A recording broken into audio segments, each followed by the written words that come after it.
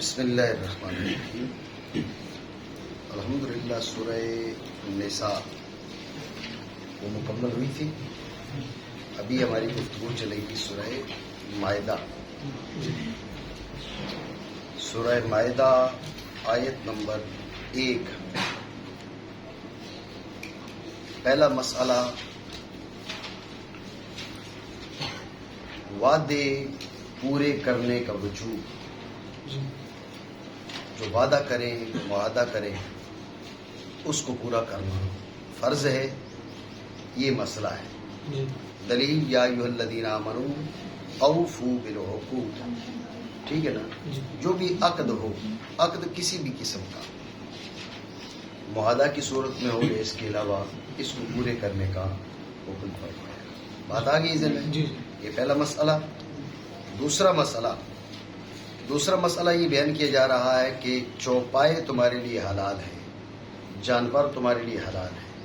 توجہ ہے؟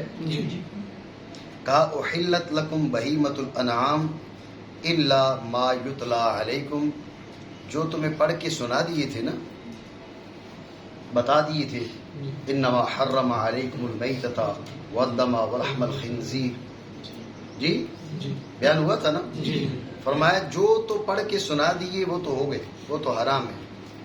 ان کے علاوہ کیا ہے؟ احلت لکم بہیمۃ الانعام، تمہارے لیے چوپائے حلال ہے، تمہارے لیے یہ جو چوپائے حلال ہے نا، ان کا پھر آگے چل کے بیان بھی ہے ثمانیۃ ازواج میں، وہاں چل کے ہم مزید بات کریں گے۔ بات سمجھے نا؟ اب یہ نہیں ہوتا کہ آپ قرآن عظیم کی ایک آیت کو دیکھ کر پورے قرآن پاک سے آنکھیں بند کر کے کہیں نہیں یہی سارے مسائل ادھر بیان ہو گئے۔ اصل میں بات یہ ہے کہ مختلف جگہوں پر جب مسائل بیان ہوئے ہیں، ان سارے مسائل کو جوڑ کر کوئی حتمی طور پر مسئلہ اخذ کیا جا سکتا ہے۔ جو فقہ ہے نا، فقہ کا خلاصہ بھی یہی ہے۔ اب یہ جو وہابی ہیں، جو اپنے آپ کو اہل حدیث کہتے ہیں، یہ کہتے ہیں کہ حدیث سامنے ہے، ہم اس کو دیکھ کر فیصلہ کر رہے ہیں۔ بھائی تمہارے سامنے جو حدیث ہے بتاؤ، اس کے معارض کوئی حدیث موجود ہے پورے ذخیرہ حدیث میں یا نہیں ہے؟ جب تمہیں یہ نہیں پتا تو تم کیسے اس کے بارے میں بات کر سکتے ہو؟ بات سمجھے ہو؟ ہو سکتا ہے یہ حکم جاری فرمایا ہو، بعد میں منسوخ ہو گیا ہو، یا اس کی مخصوص ٹرمز اور کنڈیشنز ہو۔ ہمارے فقہا نے جو اجتہادات فرمائے ان کا خلاصہ یہی ہے۔ قرآن و حدیث کے جو حقیقی محمل ہیں وہ محامل بیان کیے ہیں۔ سمجھے بات کو؟ تو اب پہلے فرمایا تھا انما حرم علیکم المیتۃ، وہ بیان فرما دیا۔ یہاں فرمایا احلت لکم بہیمۃ الانعام، تمہارے لیے چوپائے حلال ہیں، تمہارے لیے الا ما یتلی علیکم، سوائے ان کے جن کی تم پر تلاوت کی جاتی ہے۔ پہلے بھی کی گئی ہے، آگے بھی ہو رہی ہے، اگلی آیات میں بات آ رہی ہے، ٹھیک ہے۔ وہ جو ہے نا بہیمۃ الانعام، اب یہاں پر تو اجمالی طور پہ کہہ دیا نا بہیمۃ الانعام، تفصیل کا ہے وہ ثمانیۃ ازواج، وہاں جا کے تفصیل بیان فرمائی۔ بات سمجھے؟ اب ثمانیۃ ازواج کی بات بالکل واضح ہو گئی ہے، مسئلہ سمجھے؟ ہمارا دوسرا مسئلہ اس آیت نمبر 1 سے ثابت ہو رہا ہے کہ جن کو حرام کر دیا ان کے علاوہ فرمایا چوپائے کے ہیں وہ حلال ہیں۔ دوسرا مسئلہ آگے دن میں غیر محل الصید وانتم حرم، فرمایا حالت احرام میں شکار حلال نہیں ہے، حالت احرام میں شکار حلال نہیں ہے۔ یہ تیسرا مسئلہ، حالت احرام میں شکار حلال ہے۔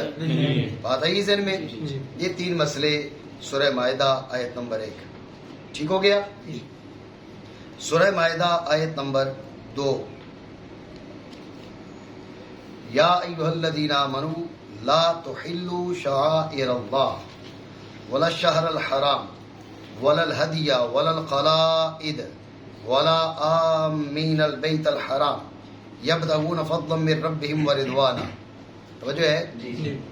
اس آیت میں منع کیا جا رہا ہے کہ جو شعائر اللہ ہیں، شعائر اللہ سے مراد یہاں پر وہ جانور ہیں، وہ ہدایا ہیں جو لوگ گائیں اور اونٹ لے کر جاتے تھے قربانی کرنے کے لیے حرم شریف میں۔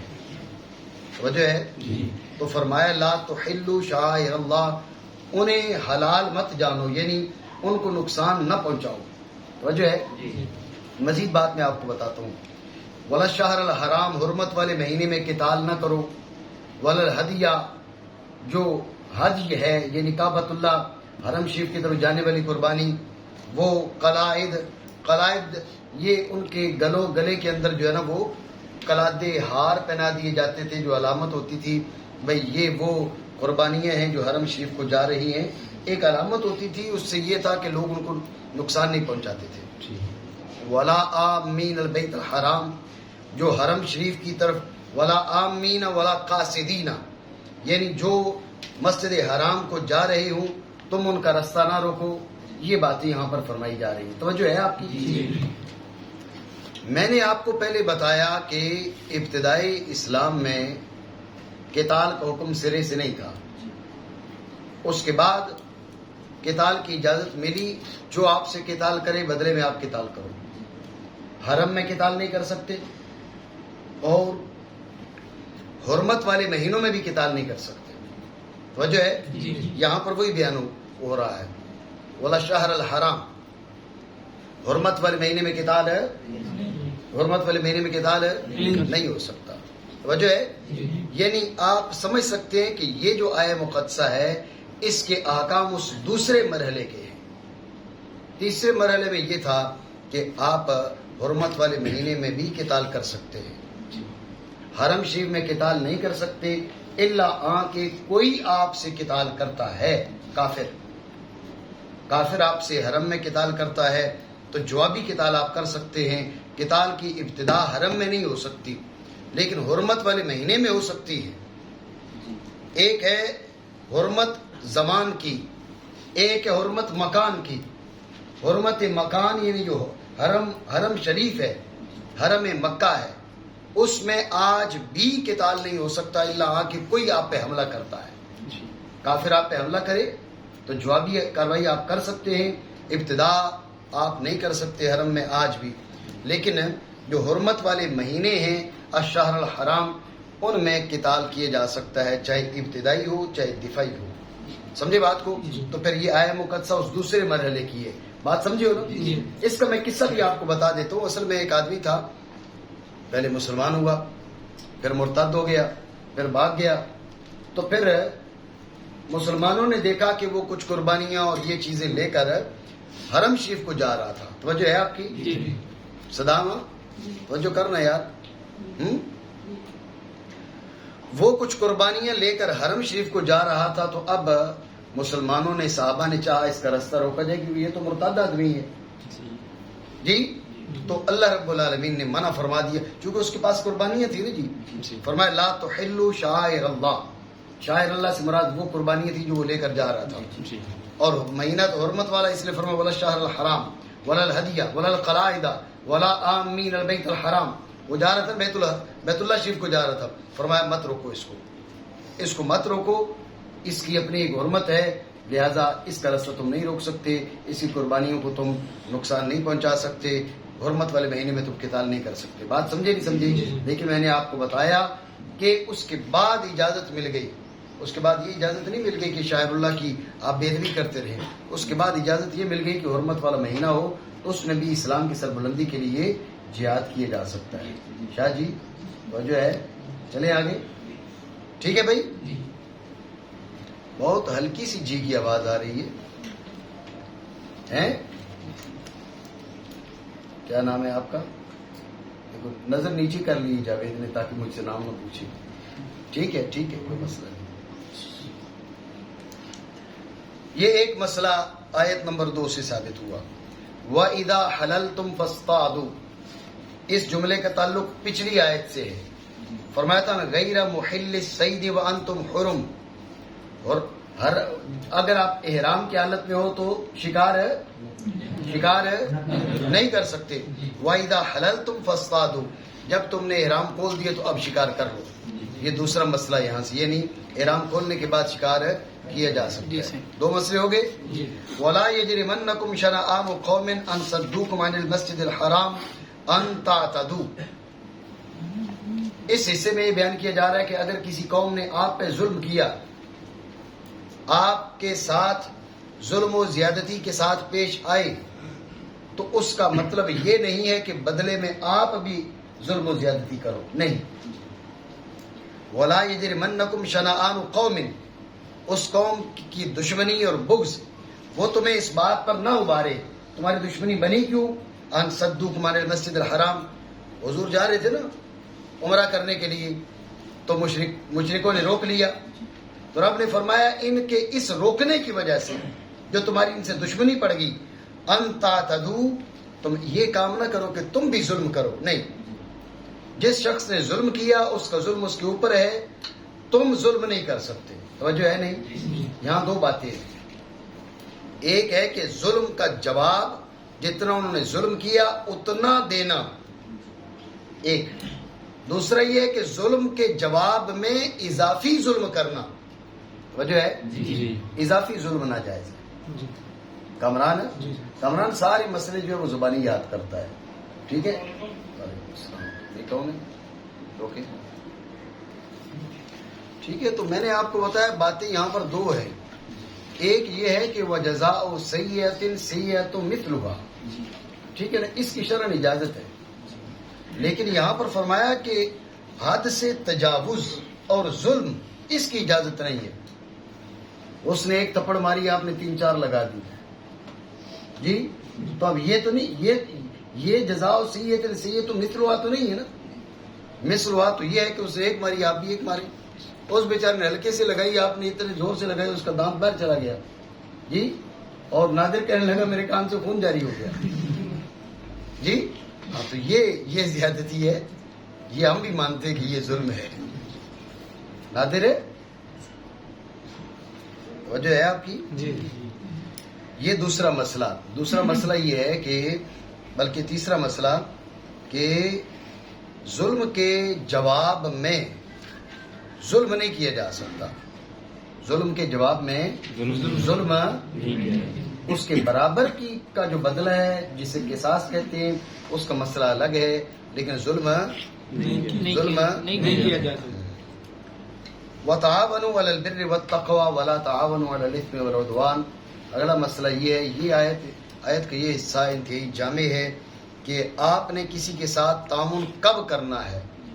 ٹھیک ہے، دیکھیں وہ کر کیا رہا ہے، نیکی کر رہا ہے تعاون کریں، تقوی پرہیزگاری کے کام کر رہا ہے تعاون کریں، گناہ کر رہا ہے زیادتی کر رہا ہے تو پھر تعاون نہ کریں، تعاون حرام ہے.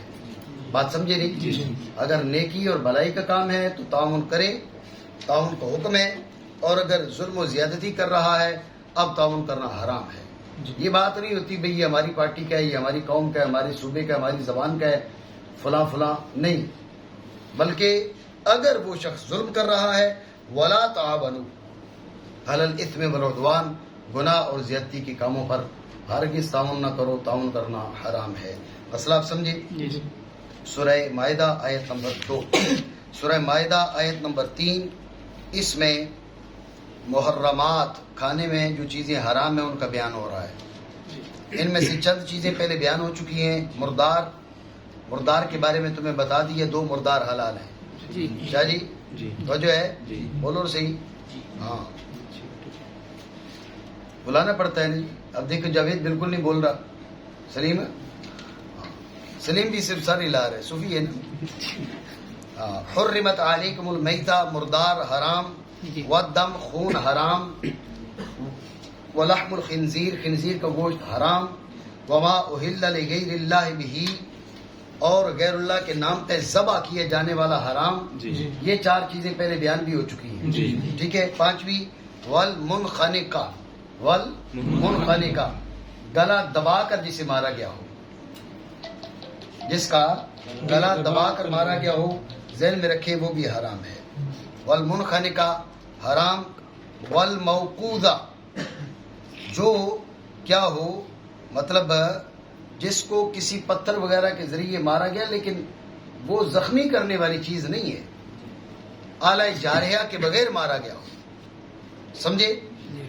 جو گر کر، والمتردیہ، چھت سے گری، نیچے گری مر گئی، کنویں میں گری مر گئی، حرام. ٹھیک ہے. والنطیحہ، ٹھیک ہے. اور آپس میں یہ جانور لڑے اور لڑائی میں ایک جانور نے دوسرے کو مار دیا، یہ بھی حرام. توجہ ہے. وما اکل السبع، توجہ رکھنا، وما اکل السبع، جسے درندہ کھا لے. درندے نے حملہ کیا جانور پہ، جانور کو مار ڈالا، اس میں سے کچھ کھا لیا. وما اکل السبع، یہ بھی حرام. توجہ ہے. الا ما ذکیتم، سوائے ان کے جنہیں تم ذبح کر لو، سوائے ان کے جنہیں تم یہ ذہن میں رکھنا. الا ما ذکیتم کا تعلق ہے المنخنقہ، الموقوذہ، المتردیہ، النطیحہ، ما اکل السبع، ان پانچوں کے ساتھ ہے. سمجھے بات کو؟ جانور کا گلا دبایا، وہ تڑپ رہا تھا، تم نے چھری پھیر لی، اب حلال ہو گیا ہے. سمجھے بات کو؟ چھت سے گرا، تڑپ رہا تھا، چھری پھیر لی، اس کی جان تمہاری چھری پھیرنے سے نکلی ہے، اب حلال ہے. جانور آپس میں لڑے اور ایک مرنے کے قریب چلا گیا، آپ نے اس کو ذبح کر لیا، حلال ہے. ایک جانور نے، ایک درندے نے حملہ کیا، اس کو کچھ کھا لیا لیکن جانور ابھی زندہ ہے، آپ نے ذبح کر لیا تو حلال ہے. سمجھے بات کو؟ الا ما ذکیتم، اس کا تعلق پانچوں سے ہے. یہ پیچھے 9 چیزیں بیان ہو رہی ہیں. میتا، دم، لحم الخنزیر، ما اہل لغیر اللہ بہ، ان 4 سے اس کا تعلق نہیں ہے الا ما ذکیتم کا. سمجھے نا؟ یہ بات نہیں خنزیر کو بسم اللہ اللہ اکبر کہہ کے ذبح کر لو تو حلال ہو جاتا ہے، ٹھیک ہے نا. وما اہل لغیر اللہ بہ، غیر اللہ کے نام، جب نام غیر اللہ کے نام پر ذبح کیا گیا تو ذکیتم کیسے بنے گا؟ ذکیتم تو وہ ہے جو نام الہی پر ذبح کیا گیا. بات سمجھ رہے ہو نا؟ اس لیے وما اہل لغیر اللہ بہ تک اس کا تعلق نہیں ہے. اس کے بعد ہے المنخنقہ، الموقوذہ، المتردیہ، النطیحہ، ما اکل السبع. سمجھو نہیں؟ ٹھیک ہے. ان پانچوں کا مسئلہ سمجھ لو. یہ پانچوں حرام ہیں، لیکن ان پانچوں کے مرنے سے پہلے تم نے ان کو ذبح کر لیا تو اب یہی حلال ہے. مسئلہ آ گیا ذہن میں؟ ٹھیک ہو گیا. وما ذبح علی النصب، 9 چیزیں ہوگی حرام. 9 ہو گئی نا؟ 10ویں وما ذبح علی النصب، جو نصب پر ذبح کی جائے. اصل میں تھا کہ کعبۃ اللہ کے گرد لوگوں نے پتھر کھڑے کیے ہوئے تھے، پتھر نصب کیے ہوئے تھے، ان پتھروں پر ذبح کیا جاتا تھا غیر اللہ کے لیے، بتوں کی تعظیم کے لیے. سمجھے بات کو؟ یعنی یہ 2 باتیں الگ ہیں. ایک ہے غیر اللہ کے نام پہ ذبح کرنا، وہ جہاں بھی ذبح کرو وہ حرام ہے، وہ آ گیا وما اہل لغیر اللہ بہ میں. دوسرا یہ تھا کہ مشرکین مکہ ان پتھروں پر لا کے ذبح کرتے تھے بتوں کی تعظیم کے لیے. سمجھے بات کو؟ یہ الگ چیز ہے. تو ان پتھروں پر جو ذبح ہو فرمایا وہ بھی حرام ہے. ان پتھروں پر جو ذبح ہو وہ بھی حرام. صادق ہے؟ بول تو صحیح نہیں یار. بات سمجھے؟ تو یہ 10 چیزیں ہو گئی جن کے بارے میں فرمایا یہ حرام ہے. ان میں سے بیچ میں 5 چیزیں وہ ہیں جن کے بارے میں فرمایا الا ما ذکیتم، ان کو اگر تم اللہ کا نام لے کر ذبح کرنے میں کامیاب ہو جاؤ تو اب یہ پہلے یہ اگر نہ ذبح کرتے تو حرام ہو جاتی، اب حلال ہو گئی. سمجھے ہو؟ اب جو 11ویں چیز ہے نا جی، 11ویں چیز کھانے والی نہیں ہے. وَأَن تَسْتَقْسِمُوا بِالْأَزْلَامِ، وَأَن تَسْتَقْسِمُوا بِالْأَزْلَامِ. یہ استقسام بالازلام کیا ہے یہ سمجھے. استقسام بالازلام یہ ہے کہ انہوں نے کیا کرنے ہوتے تھے، مثلا 3 تیر رکھ لی، ایک پہ لکھ لیا اللہ کا حکم ہے یہ کرو، دوسرے پہ لکھ لیا اللہ کا حکم ہے نہ کرو، اور تیسرا ایسے ہی چھوڑ دیا. اب جانا ہے جناب باست کو چھڑاؤ، تو اس نے تیر نکالا، اس پہ لکھا ہوا ہے اللہ نے حکم دیے جاؤ، تو اب یہ مجھ سے چھٹی لیے بغیر کھسک گیا جی. تو یہ استقسام بالازلام، سمجھے؟ استقسام بالازلام یہ تھا وجوب میں دخل اندازی. بھئی تمہیں کیا پتا رب نے حکم دیے رب نے حکم نہیں دیا؟ بات آپ سمجھ رہے ہو نہیں؟ ٹھیک ہے. اگر وہ والا تیر نکلتا رحمت اللہ چائے پینی تو پھر میری طرف توجہ کرو. اگر وہ تیر نکلتا جس پر کچھ بھی نہ لکھا ہوتا تو پھر نئے سرے سے پھر اس کو نکالتے، اور اگر وہ نکلتا جس پہ لکھا ہوتا بھئی امرنی اللہ بہ، اللہ نے حکم دیا اس کا، نہانی اللہ عنہ، اللہ نے مجھے اس سے منع کیا، سمجھے بات کو؟ تو یہ بلا وجہ کی دخل اندازی تھی وجوب میں. یہ تیر تمہیں بتائے گا کہ جاؤ یا نہ جاؤ، اس لیے فرمایا وَأَن تَسْتَقْسِمُوا بِالْأَزْلَامِ ذَلِكُمْ فِسْقٌ، یہ فسق ہے. استقسام بالازلام کیا ہے؟ فسق ہے. استقسام بالازلام کیا ہے؟ بات سمجھے نہیں؟ تو شرع شریف نے اس سے منع کر دی، لیکن یہ ذہن میں رکھنا یہ کھانے والی چیزوں میں سے نہیں ہے. ٹھیک ہو گیا؟ چیزیں 11 ہو گئی، پہلی 10 کھانے والی چیزیں ہیں جو حرام ہیں، ان میں سے 5 وہ ہیں جن کے بارے میں فرمایا کہ الا ما ذکیتم، اللہ کا نام لے کر ذبح کر لو تو یہ حلال ہو جائیں گے. توجہ ہے؟ 5 چیزیں کسی صورت حلال نہیں ہیں. 11ویں جو چیز ہے وہ استقسام بالازلام میں، وہ بھی حرام ہے. توجہ ہے؟ فرمایا الیوم یئس الذین کفروا من دینکم فلا تخشوہم واخشون، آج کافر تمہارے دین سے نا امید ہو گئے. وہ کہتے تھے نا یہ بھی ہٹ جائیں گے، یہ بھی پیچھے ہٹ جائیں گے.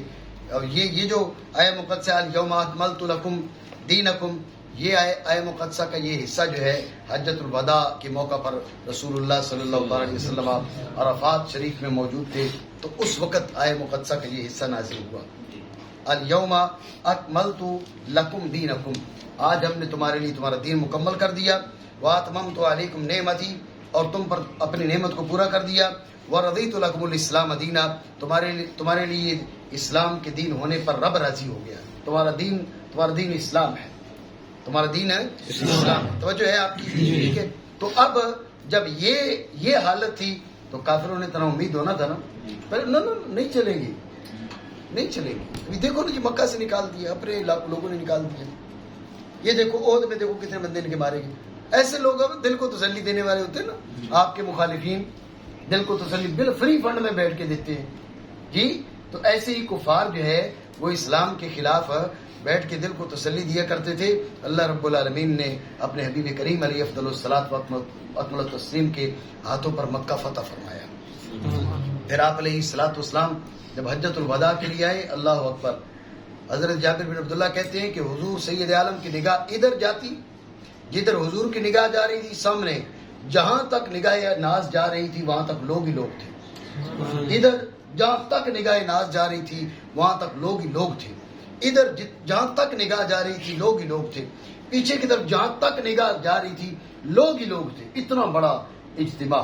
تو اب کافروں کی کمر ٹوٹ گئی، وہ نا امید ہو گئے. انہوں نے کہا، اکیلے تھے، ساتھ مولا علی تھے، ساتھ سیدہ خدیجہ تھی، اور بعد میں جناب زید بن حارثہ، اور پھر بعد میں سید ابوبکر صدیق ملے. تب یہ قابو نہیں آئے. تو اب تو جدھر دیکھو مسلمان ہی مسلمان ہیں، اب یہ قابو کیسے آئیں گے؟ الیوم یئس الذین کفروا من دینکم فلا تخشوہم واخشون، ان سے مت ڈرو. تم اکیلے تھے، نہیں ڈرے، آپ کیوں ڈرتے ہو؟ سمجھے؟ ڈرنا ہے تو پروردگار سے کرو. ٹھیک ہے، بیچ میں مسئلہ آ گیا. تو یہ 10 چیزیں ہو گئی حرام، اور جو ہے 10 چیزیں. فرمایا فمن اضطر فی مخمصۃ غیر متجانف لإثم فإن اللہ غفور رحیم. جو حالت اضطرار میں ہو، یہ بات پہلے بھی ہوئی کہ حالت اضطرار میں ہو، لیکن ضروری یہ ہے کہ گناہ کی جانب میلان نہ کرے. اس نے کہا بڑا ٹیسٹی ہے، معاذ اللہ من ذالک، یہ تو بڑا لذیذ ہے، ہم نے تو کبھی کھایا نہیں تھا، معاذ اللہ من ذالک. تو ایسا نہیں، اگر ایسا کرے گا تو اس کی چھوٹ نہیں ہے. فرمایا فمن اضطر فی مخمصۃ، بھوک کے اندر، غیر متجانف لإثم، گناہ کی جانب میلان نہ کرے، تو اللہ رب العالمین اسے بخش دے گا. یعنی حالت اضطرار میں ان چیزوں کو کھانے کی اجازت ہے. یہ مسئلہ بھی اس آیہ مقدسہ میں بیان ہو رہا ہے، پہلے بھی یہ مسئلہ گزر چکا ہے. توجہ ہے؟ سورہ مائدہ آیت نمبر 3 پوری ہوئی. ٹھیک ہے، سورہ مائدہ آیت نمبر 4.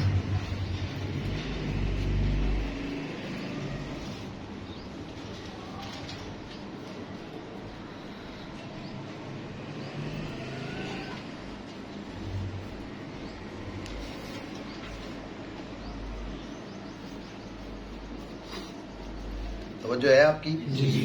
حضرت عدی بن حاتم رضی اللہ تعالیٰ عنہ،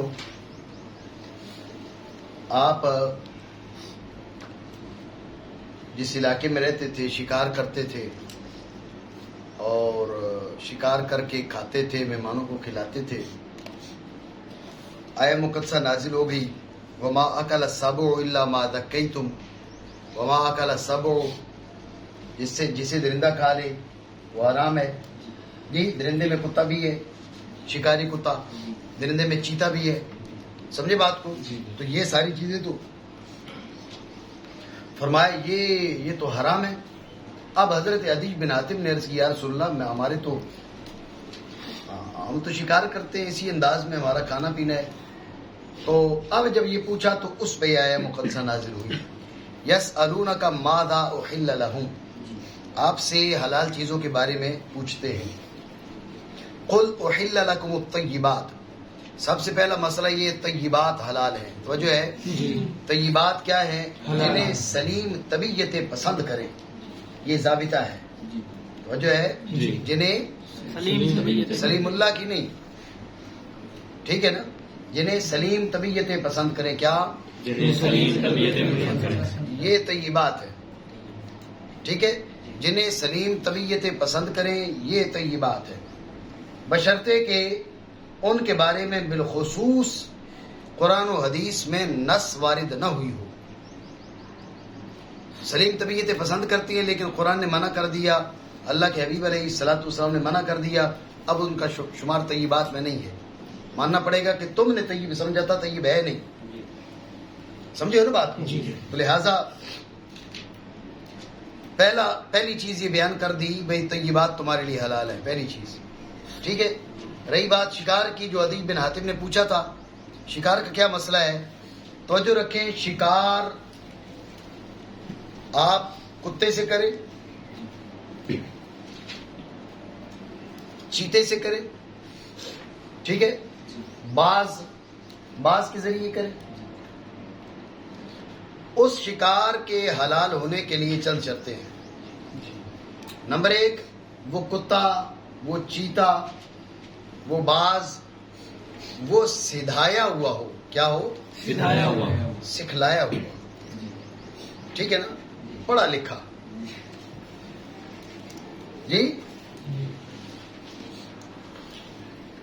پڑھا لکھا تو نہیں ہوگا، مطلب یہ ہے کہ ان کو اس کو سدھایا جاتا ہے، سکھایا جاتا ہے. اور میں آپ کو چیتے کی ایک بات بتاؤں، چیتے کو سدھانے کے لیے کتے کو پیٹا جاتا ہے.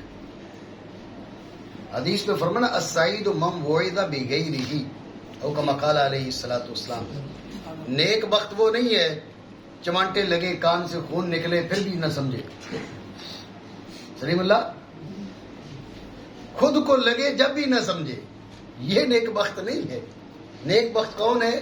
چمانٹ دوسرے کو پڑی سمجھے گیا. السعید من وعظ بغیرہ، جو دوسرے سے نصیحت حاصل کرے وہ نیک بخت ہے. بات ہے نا ذہن میں؟ نہیں سمجھے ہو؟ جاوید کو نہیں سمجھ آتی. تو چیتے کی یہ خوبی ہے کہ چیتے کو سدھانے کے لیے اس کے سامنے کتے کو پیٹا جاتا ہے. وہ پیٹتے یوں ہے کہ شکار پہ چھوڑا تو کتا نیا ہوتا ہے نا، تو وہ شکار کو مار کے کھانے لگ جاتا ہے. ٹھیک ہے، خود کھانے لگ جاتا ہے، خود کھانے لگ جاتا ہے. کتے کو مارو، چیتے کو پتہ چل جاتا ہے پیٹوں گا، چیتا پھر نہیں کھاتا. ٹھیک ہے نا. تو چیتے کے اندر یہ خوبی ہے کہ اس کو سدھانے کے لیے اسے نہیں پیٹنا پڑتا. اس کے سامنے کتے کو مارو تو وہ سمجھ جاتا ہے یہ کام نہیں کرنا ورنہ اس سے مار لگے گی. ٹھیک ہے، تو پہلی بات یہ ہے کہ اس کو سدھایا ہوا ہو. پہلی بات کیا ہے؟ سدھایا ہوا ہو. دوسرا، جب آپ نے اس کو چھوڑا تو بسم اللہ پڑھ کے چھوڑا. توجہ ہے، آپ نے چھوڑا اس کو تو بسم اللہ. کتا چھوڑا سدھایا ہوا، چیتا چھوڑا سدھایا ہوا، باز چھوڑا سدھایا ہوا.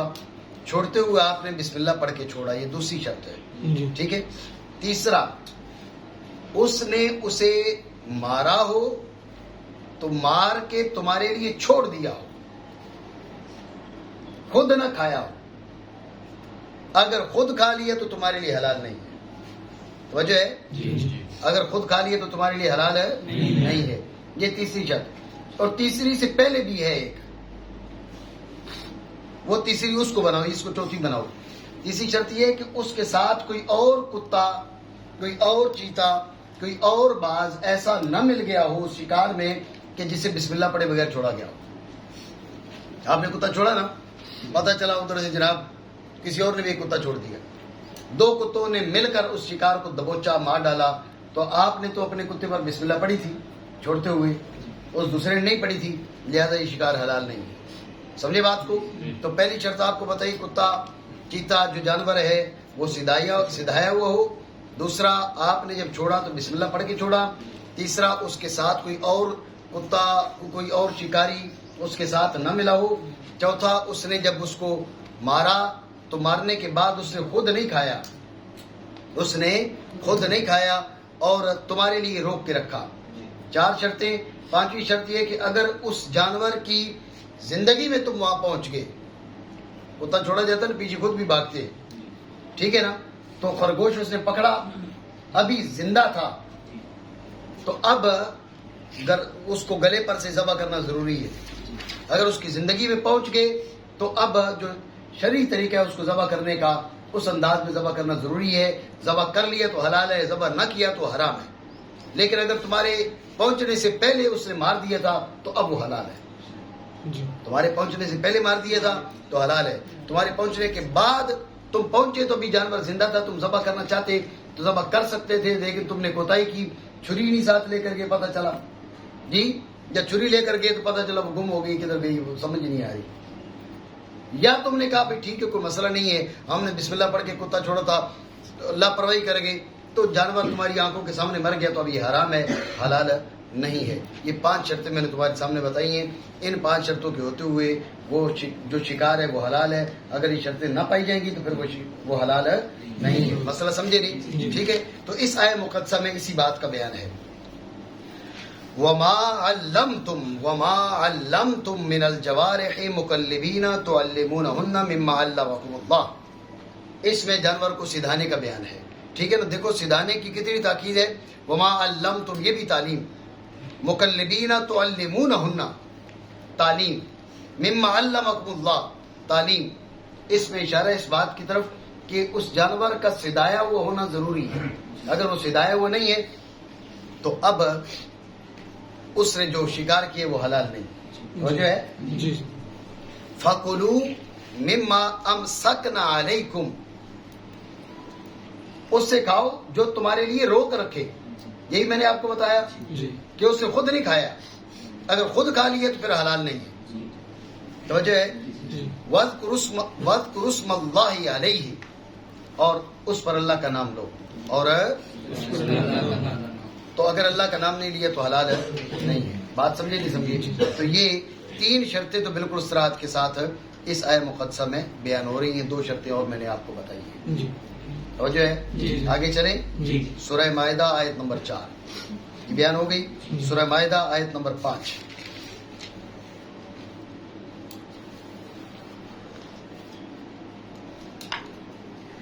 اليوم احل لكم الطیبات, آج تمہارے لیے طیبات حلال کر دی گئی. اس کا بیان پہلے ہو چکا. ایک مسئلہ. دوسرا مسئلہ ذہن میں رکھیں, ذبیحہ تم ذبح کرو تو وہ بھی حلال ہے, کتابی ذبح کریں تو وہ بھی حلال ہے. وجہ ہے کتابیوں سے مراد کون ہے؟ یہودی اور عیسائی. کون ہے؟ یہودی اور عیسائی. یہ دونوں ذبح کریں. یہودیوں کا ذبیحہ بھی حلال ہے, عیسائیوں کا ذبیحہ بھی حلال ہے, ہندوؤں کا ذبیحہ حلال نہیں ہے, قادیانیوں کا ذبیحہ بھی حلال نہیں ہے. سمجھ رہے ہو بات کو؟ جن جو مرتدین ہیں ان کا ذبیحہ حلال نہیں ہے.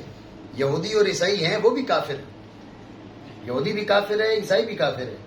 کافر ہے مسلمان ہے. شاہ جی کافر ہے نا؟ ہاں کافر ہیں. یہ بعض لوگوں دیکھو نا, ایک ہے عالمی اصطلاح, ان کو بلیورز بولا جاتا ہے, بلیورز اور نان بلیورز. وہ عالمی اصطلاح ہے, وہ اسلامی اصطلاح کے موافق ہونا ضروری ہے کیا؟ نہیں سمجھو. عالمی اصطلاح ہے, عالمی اصطلاح میں انہیں بلیورز کہا جاتا ہے تو کہتے رہے. عالمی اصطلاح کا اسلامی اصطلاح کے موافق ہونا ضروری تھوڑا ہی ہے, کوئی ضروری نہیں ہے. سمجھ رہے ہیں بات کو؟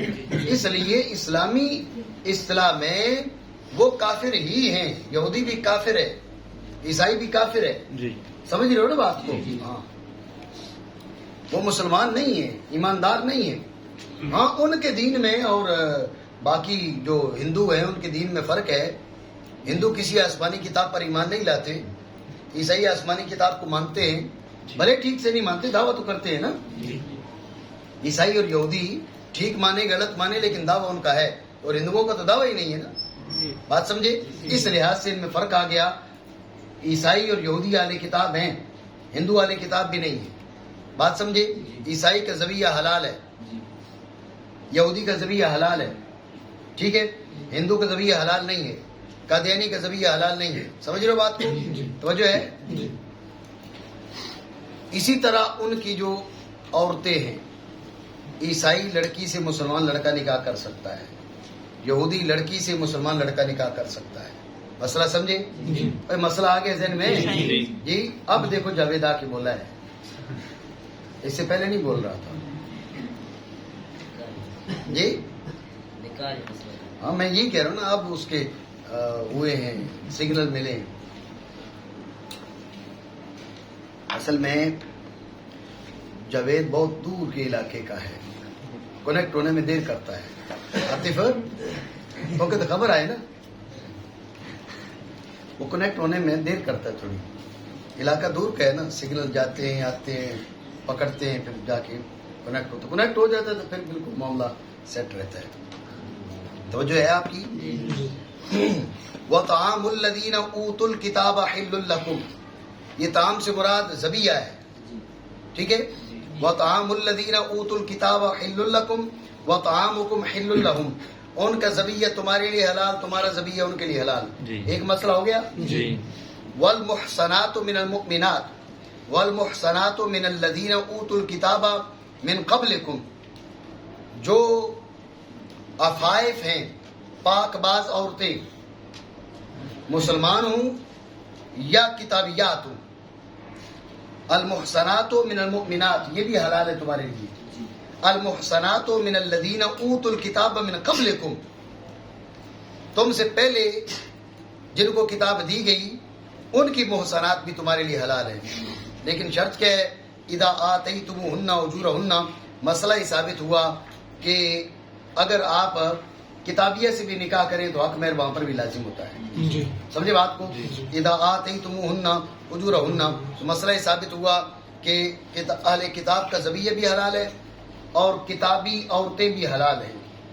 کتابی عورتیں, ٹھیک ہے نا, یہودی عورت اور عیسائی عورت, اس کا مسلمان مرد سے نکاح ہو سکتا ہے, حق مہر لازم ہوگا. بات سمجھے نہیں سمجھے؟ مسئلہ آگے ذہن میں.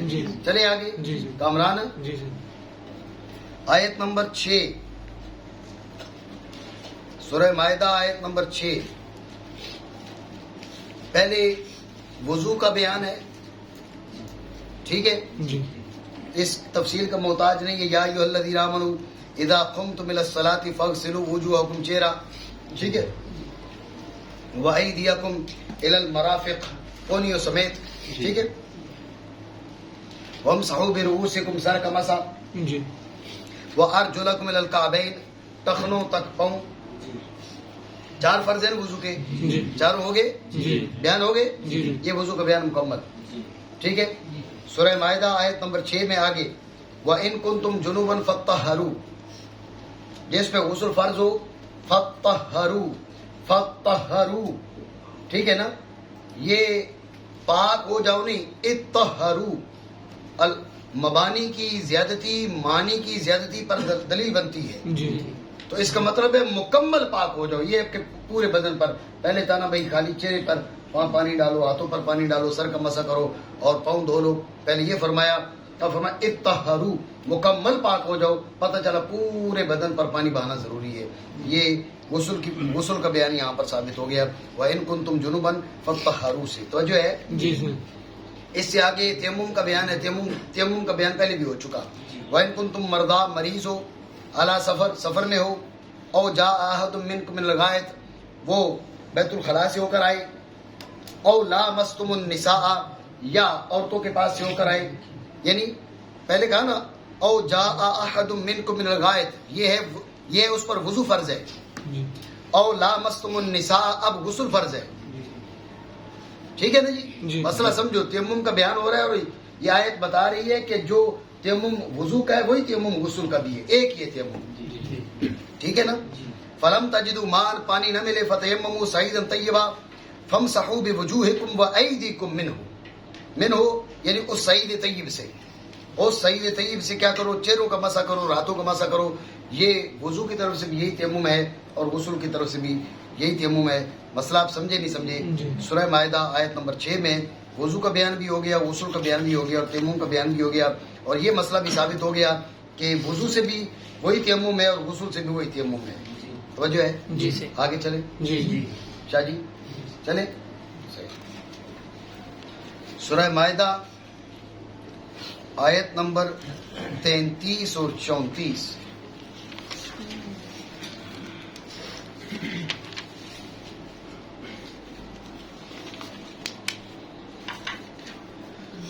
मसला समझ लें। डाकू, डकैत, उन्होंने रास्ता रोका और डराया राहगीरों को, उनको डराया। सजा ये है कि उनको इलाका बदर कर दिया जाए। तो जो है जी, खाली डराया, लूटा कुछ भी नहीं, रास्ता रोक कर डराया। अब उनकी सजा ये है कि उनको इलाका बदर कर दिया जाए, डाकुओं को। उन्होंने माल लूटा, अब सजा ये है कि दायां हाथ और बायां पांव काट दिया जाए। ठीक है ना, चोर नहीं है ना, चोर का मसला अलग है, ये डकैत है, कातिल तरीक है। समझे बात को? माल लूटा तो अब उसका दायां हाथ और बायां पांव काट दिया जाए। ठीक हो गया जी। 2 मसले हो गए। तीसरा मसला ये है कि उसने क्या किया, उसने बंदा मार दिया, डाकू ने।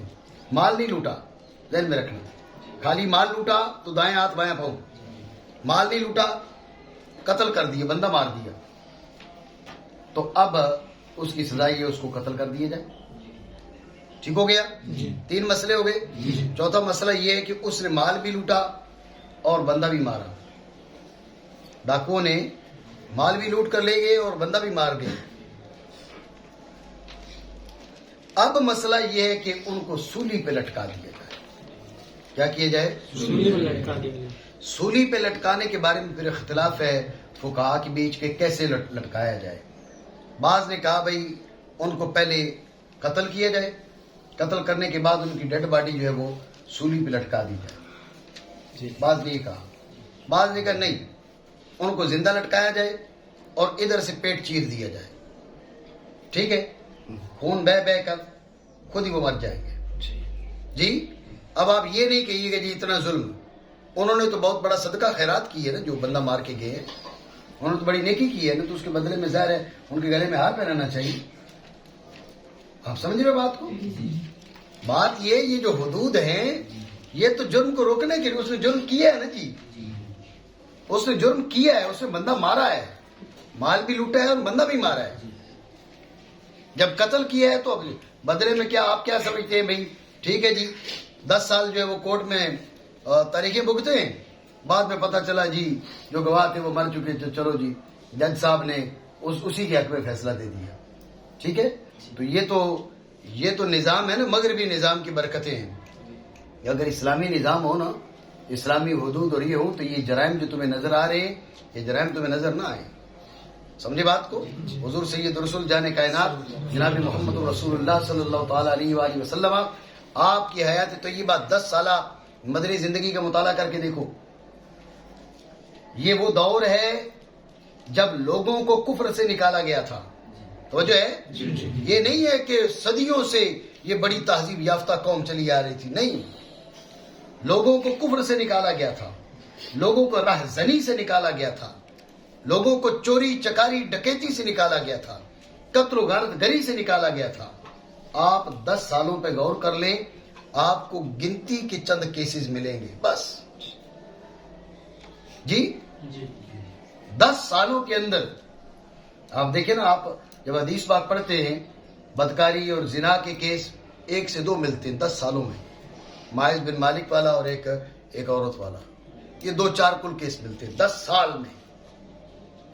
جی چوری کے 1-2 کیسز ملتے ہیں. آپ بات سمجھ رہے؟ جی اس لیے آپ سمجھیں رب کریم جل وعلا وہ ساری دنیا سے بہتر جانتا ہے. اس نے جو حدود مقرر کی ہیں وہ زیادہ بہتر جانتا ہے. تو بہرحال میں آپ کو بتا رہا تھا کہ اسلامی حد یہ ہے. لیکن ایک مسئلہ ذہن میں رکھو، توجہ ہے آپ کی. جی جو چیز بطور حد لازم ہوتی ہے وہ توبہ کرو جب بھی معاف نہیں ہوتی. مسئلہ سمجھے؟ جی جو چیز بطور حد لازم ہے وہ توبہ کرو جب بھی معاف نہیں ہوتی. ٹھیک ہے؟ سوائے جو قطع طریق ہے یعنی ڈکیتی، سوائے ڈکیتی کی سزا کے. ڈکیتی کی سزا کے بارے میں فرمایا الا الذین تابوا من قبل ان تقدروا علیہم. اگر پکڑے جانے سے پہلے پہلے وہ لوگ توبہ کر جاتے ہیں تو اب ان کی سزا معاف ہو جاتی ہے. مسئلہ سمجھے نہیں سمجھے؟ باقی جتنی حدیں ہیں، حد ذہن میں رکھنا، میں حد کی بات کر رہا ہوں، مطلق سزا کی بات نہیں کر رہا. جو حد لازم ہوتی ہے وہ توبہ بھی کرے تو جب بھی معاف نہیں ہوتی.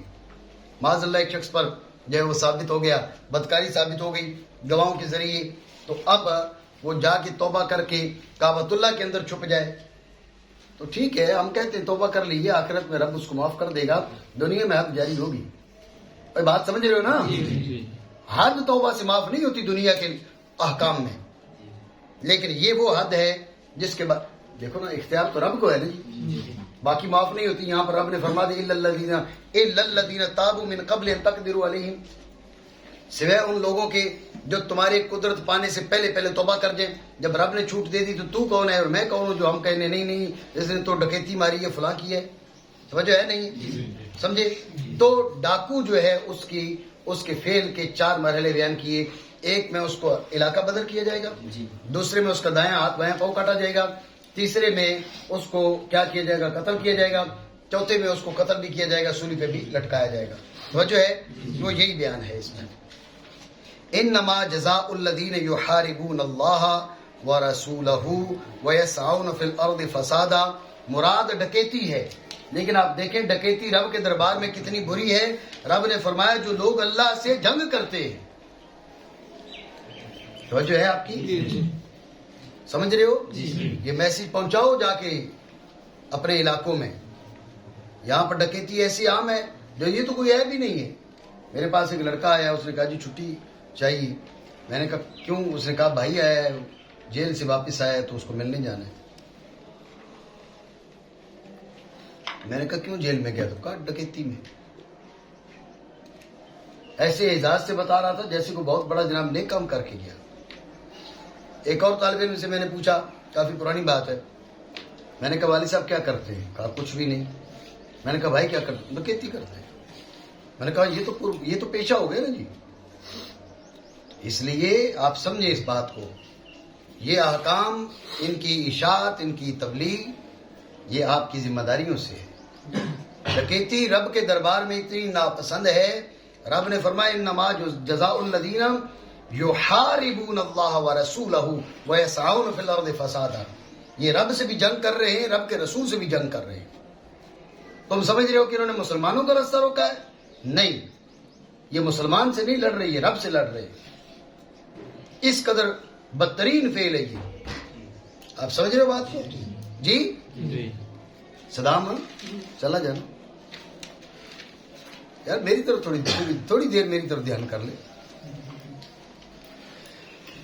تو اب کیا فرما ان یقتلوا، چونکہ معروف تھا نا وہ لوگ، ان کے افعال معروف تھے، اس لیے فرما ان یقتلوا. یہ آپ کو بتایا کہ کس مرحلے پر یہ سزا ہے. او یصلبوا، یہ کس مرحلے پر سزا ہے یہ بھی آپ کو بتا دیجیے.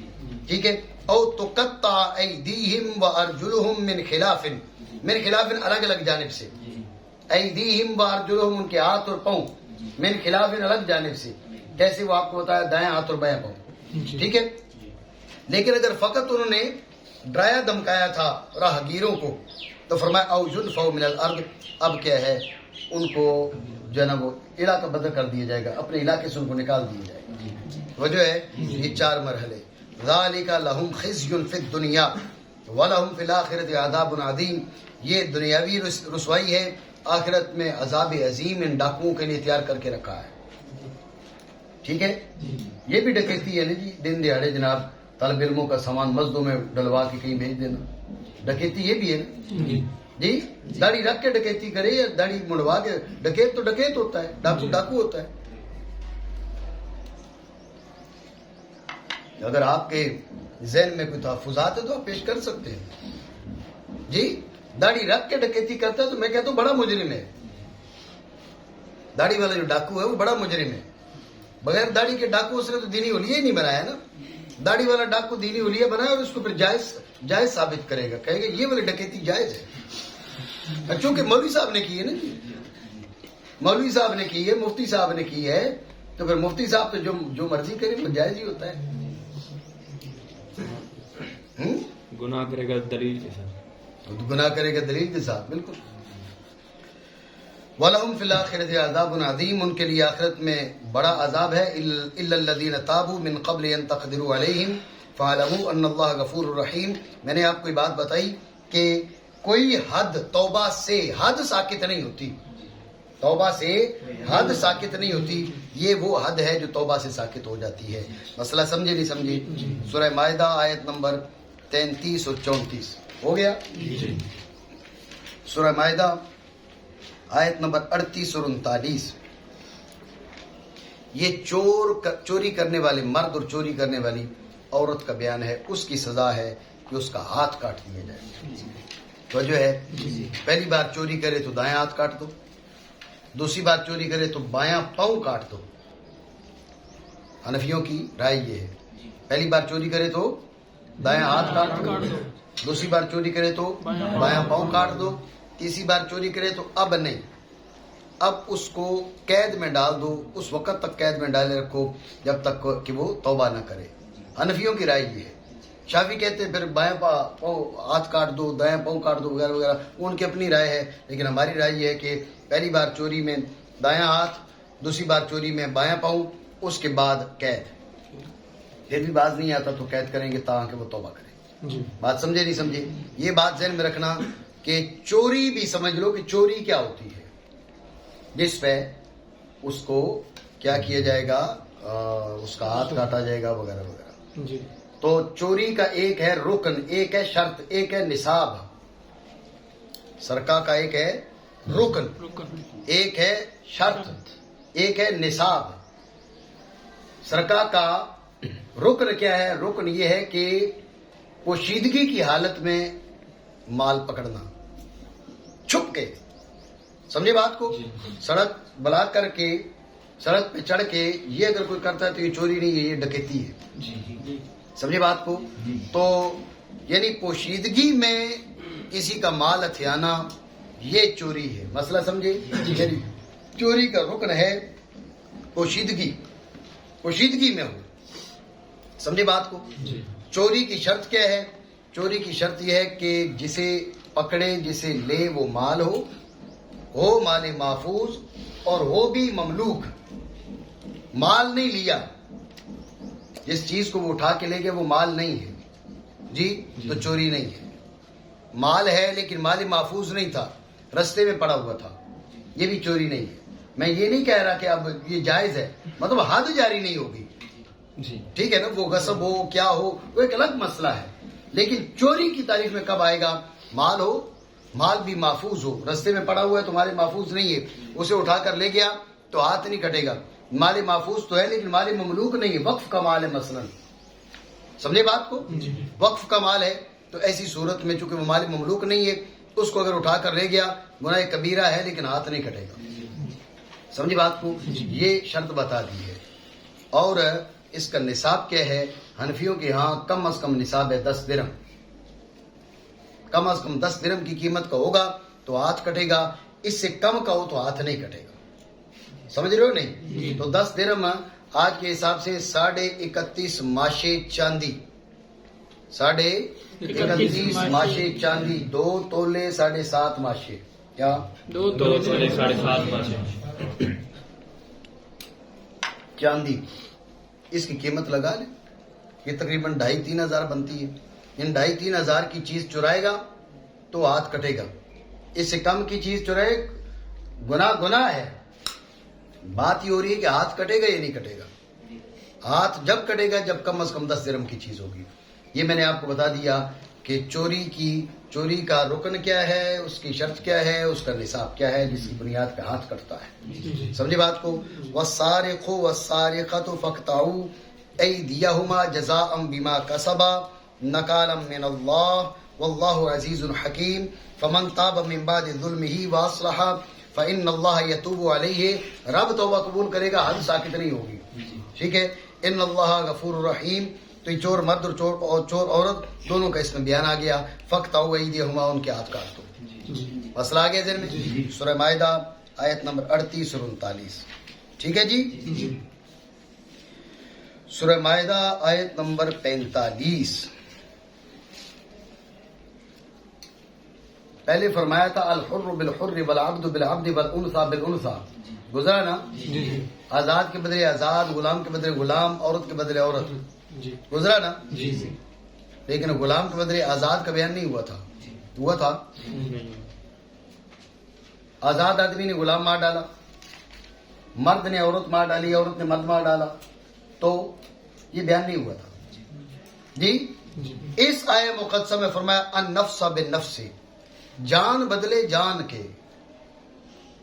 مرد نے عورت کو مارا یا عورت نے مرد کو مارا, غلام نے آزاد کو مارا یا آزاد نے غلام کو مارا. سمجھ رہے بات کو. جان بدلے جان کے. النفس بالنفس, جس نے جس کی جان لی ہے بدلے میں اس کی جان لی جائے گی, چاہے مرد ہو یا عورت ہو. بات سمجھے. تو یعنی قصاص کا بیان پہلے بھی گزرا, قصاص کا بیان یہ بھی ہے, لیکن وہاں پر آزاد بدلے آزاد کے, غلام بدلے غلام کے, عورت بدلے عورت کے, یہ بیان تھا, باقی بیان نہیں تھا. اور اس آیہ مقدسہ میں ایک تو یہ بیان ہے کہ النفس بالنفس, جس نے قتل کیا بدلے میں وہ قتل ہوگا, چاہے وہ آزاد ہو, چاہے وہ غلام ہو, چاہے وہ مرد ہو, چاہے وہ عورت ہو. ایک مسئلہ آگے ذہن میں توجہ ہے. اس سے پہلے ایک اور مسئلہ بھی ذہن میں رکھو. وہ کیا؟ وَكَتَبْنَا عَلَيْهِمْ فِيهَا, یہ تورات کا بیان ہو رہا ہے. تم میں سے جنہوں نے اسامی پڑھی اس میں نے یہ بات گفتگو کی تھی کہ بھئی ہم سے پہلوں کی جو شریعتیں ہیں وہ جب قرآن اور حدیث ان کو بیان کرے تو پھر وہ ہماری شریعت ہے, ہمیں ان پہ عمل لازم ہے. یہ بیان کر رہے ہیں نا قرآن. وَكَتَبْنَا عَلَيْهِمْ فِيهَا وَكَتَبْنَا عَلَى الْيَهُودِ فِي التَّوْرَاتِ, ہم نے یہودیوں پر تورات کے اندر یہ بات فرض کی اور پھر رب نے انکار بھی نہیں کیا, تو لہٰذا یہ ہمارے لیے بھی فرض ہے. یہ مسئلہ بھی ذہن میں رکھنا. مسئلہ کیا ہے؟ مسئلہ یہ ہے کہ پچھلی شریعتوں کا بیان جب خود قرآن کرے یا حضور کریں اور ان پر انکار نہ فرمائیں تو وہ ہماری شرع ہے. مسئلہ یہ ہے. ٹھیک ہے.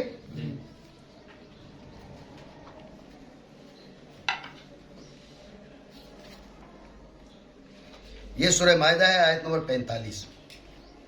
تو النفس بالنفس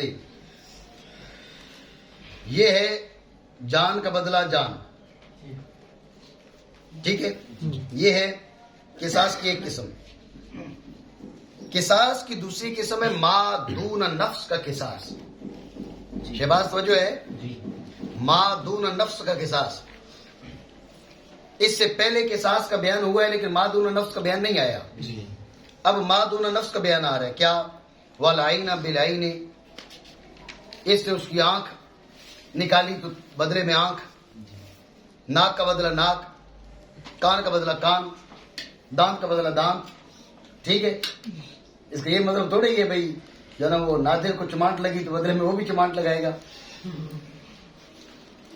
جی توجہ ہے آپ کی.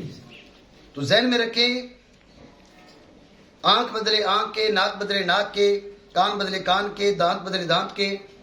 ہڈیوں کے بارے میں قصاص جو ہے اس کے بارے میں ہمارے حنفی فقہا کا کہنا ہے کہ ہڈیوں میں قصاص خالی دانت میں ہے, باقی کسی میں نہیں. میں تمہیں ایک ضابطہ بتا دیتا ہوں, تفصیلات چونکہ کتب فقہ میں موجود ہیں. ضابطہ یہ ہے کہ قصاص وہاں جاری ہوگا جہاں پر برابری کا لحاظ کیا جا سکے. جہاں پر برابری کا لحاظ کیا جا سکے. میں مسئلہ آپ کو بتا دیتا ہوں. یہاں سے جوڑ سے کسی نے کسی کا ہاتھ کاٹ دیا, قصاص ہے. توجہ ہے. یہاں سے کاٹ دیا تو حنفی کہتے نہیں ہے. ادھر سے کاٹ دیے تو ہے جوڑ سے, جی کلائی کے بیچ سے کاٹ دیے تو نہیں ہے. کیوں؟ جوڑ سے کاٹا تو برابری ہو سکتی ہے نا, جی جوڑ سے کاٹ دو. بدلے میں خود نہیں کاٹو گے, سرکار کاٹے گی, گورنمنٹ کاٹے گی, سمجھے نا. ایک اس کا جو پراپر سسٹم ہے اس کے حساب سے. اب یہ تھوڑا ہی خود ٹوکا لے کر یہاں پر چوک میں بیٹھ جاؤ, آؤ بھائی جس کا ہاتھ کاٹا ہے مجھے ہاتھ کٹوا لو, ایسے نہیں ہوگا. سمجھے نا. تو یہاں سے کاٹ دیا تو اب برابری نہیں ہو سکتی. ہو سکتے تم زیادہ کاٹ دو, ہو سکتے تم کم کاٹ دو. اس لیے قصاص وہاں پر ہوگا جہاں پر برابری کا لحاظ رکھا جا سکے, ورنہ قصاص نہیں ہے. تعزیر ہونا, تاوان ہونا وہ اپنی جگہ پر ہے. یہ نہیں کہا جا رہا اس کو معافی مل جائے گی, معافی نہیں ملے گی. مطلب یہ ہے کہ قصاص تب ہوگا جبکہ برابری کا لحاظ کیا جا سکے. مسئلہ سمجھے نہیں سمجھے؟ توجہ ہے. چلیں آگے. یہ فرما دیا فمن تصدق به فهو کفارۃ له. یہ ترغیب دی جا رہی ہے کس کو؟ جس کے ساتھ ظلم و زیادتی ہوئی. فرمایا فمن تصدق به فهو کفارۃ له, جو معاف کر دے, صدقہ کر دے قصاص کو. بھائی ٹھیک ہے یار, میں نے اسے معاف فرمایا. رب فرماتا ہے جو معاف کر دے اللہ اس کے بدلے میں اس کے سارے گناہوں کا کفارہ بنا دیتا ہے. ٹھیک ہے نا. یہ ترغیب دی جا رہی ہے. بات سمجھے؟ یہ سورہ مائدہ آیت نمبر 45 پہ ہم نے گفتگو کی. آگے چلیں. سورہ مائدہ آیت نمبر 55. عمل قلیل سے نماز فاسد نہیں ہوتی. کیا؟ عمل قلیل سے نماز فاسد نہیں ہوتی. عمل قلیل سے نماز فاسد نہیں ہوتی. عمل قلیل سے نماز فاسد نہیں ہوتی. مسئلہ یہ ہے, آیت سنیں. انما ولیکم اللہ ورسولہ والذین آمنوا الذین یقیمون الصلاۃ ویؤتون الزکاۃ وہم راکعون. پہلے قصہ سن لیں. قصہ یہ ہے کہ حضرت سیدنا مولا کائنات مولا علی مشکل کشا شیر خدا کرم اللہ تعالی وجہ الکریم نماز ادا فرما رہے تھے. ایک سوالی آیا, اس نے آ کے سوال کیا. مولا کائنات مولا علی مشکل کشا کرم اللہ تعالی وجہ الکریم نے نماز کے دوران اپنی انگلی سے انگوٹھی اتاری اور اس کو دے دی. توجہ ہے. وَيُؤْتُونَ الزَّكَاةَ وَهُمْ رَاكِعُونَ. مولا کائنات رکوع کی حالت میں تھے. ٹھیک ہے نا. آپ نے یہ جو انگوٹھی صدقہ کی, یہ رکوع کی حالت میں صدقہ کی. انگوٹھی جو صدقہ کی وہ رکوع کی حالت میں صدقہ کی. رب کو مولا کائنات کی یہ ادا ایسی پسند آئی, رب کریم نے یہ مقدسہ نازل فرمائی. انما ولیکم اللہ ورسولہ والذین آمنوا الذین یقیمون الصلاۃ ویؤتون الزکاۃ وہم راکعون. تمہارا ولی ہے اللہ, تمہارا ولی ہے اللہ کا رسول, اور تمہارے اولیاء ہیں ایمان والے. کون سے والے؟ کون سے والے؟ کہا جو نماز پڑھتے ہیں اور رکوع میں زکات دیتے ہیں. سمجھو نہیں؟ صحیح بخش. اس پہ ناسبیوں کا اثر ہے نا, ہے نا اس پہ. کیا جی؟ اسی لیے بول نہیں رہا جی. تو رب کو مولا کائنات کی ادا پسند آئی. رب کریم نے مقدسہ نازل فرمایا کہ تمہارا ولی اللہ ہے, تمہارا ولی اللہ کا رسول ہے, تمہارا ولی وہ ایمان. مراد مولا علی ہے, مراد مولا علی ہے. سمجھ رہے ہو بات نہیں؟ تم کہو گے سیگا جمع کا ہے, اس میں تو مولا علی کی اور شان ہے. نہیں سمجھ رہے بات نہیں. اس پہ مولا علی کی اور شان ہے, کیونکہ جمع کا سیگا دو سے زائد افراد کو تعبیر کرنے کے لیے بھی ہوتا ہے اور تعظیم کرنے کے لیے بھی ہوتا ہے. سمجھے ان بات کو؟ تو مولا کائنات کو رب کریم نے بھی یاد فرمایا تو جمع کی سیگے سے یاد فرمایا. انما ولیکم اللہ ورسولہ والذین آمنوا. والذین جمع کا سیگا, آمنوا جمع کا سیگا, الذین جمع کا سیگا, یقیمون جمع کا سیگا, یؤتون جمع کا سیگا, ہم جمع کا سیگا, راکعون جمع کا سیگا. ان سارے جمع کے سیگے بول کر ایک شخصیت مراد ہے اور وہ مولا کائنات کی ذات والا مراد ہے. ٹھیک ہے. اب کوئی سڑے تو سڑے, ہم کیا کر سکتے ہیں جی. توحید صحیح بش کر, کوئی جلے تو جلے. اب رب نے جیسے اس انداز میں قرآن عظیم کی آیت نازل فرمائی, تو اب اگر کوئی رب سے معاذ اللہ جا کے جنگ کرے, یا اللہ بندہ ایک تھا, تو آپ یہ فرما دیتے والذی آمنا الذی یقیم الصلاۃ ویؤتی الزکاۃ وہو راکع, یوں فرما دیتا تو بات ہو جاتی. یہ کیا ہوا بھائی؟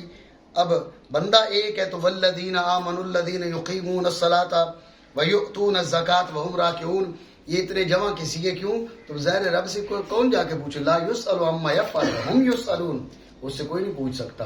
ہاں تم سے پوچھے گا تم کیا کر رہے ہو, سمجھے؟ تو یہ آیت اپنی جگہ پر, چونکہ ہم فضائل کی بات نہیں کر رہے نا, ورنہ رب نے چاہا تو کسی وقت ہم انشاءاللہ آپ لوگوں کا ذوق کو, آپ لوگوں کے ذوق کو بھی سلام ہے نا جی, آپ لوگوں کا ذوق بھی نہیں بنتا. آپ لوگوں کا ذوق ہو نا تو ہم ایک دورہ اس عنوان پہ کریں کہ وہ آیتیں جو مولا کائنات کی شان میں اتری.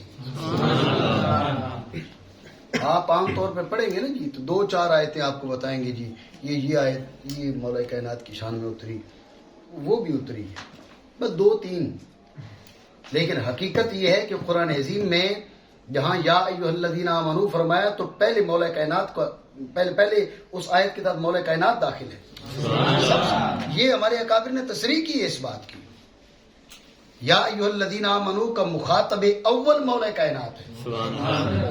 لیکن ابھی کیا کہتے ہیں جی, ذکر کرو, نہیں تھوڑا سا دبا دبو کے ذکر کرو جی, کہیں ایسے نہ ہو جناب والا وہ جو شیعے ہیں وہ ان کی تقویت ہو جائے. میں نے کہا شیعوں پہ لعنت بھیج کے کرنا, پھر شیعوں پہ پہلے بھیج لعنت, پھر مولا کائنات کے ذکر کر. کم از کم شیعے تم سے راضی تو نہیں ہوں گے نا جی, یہ عجیب معاملہ ہے.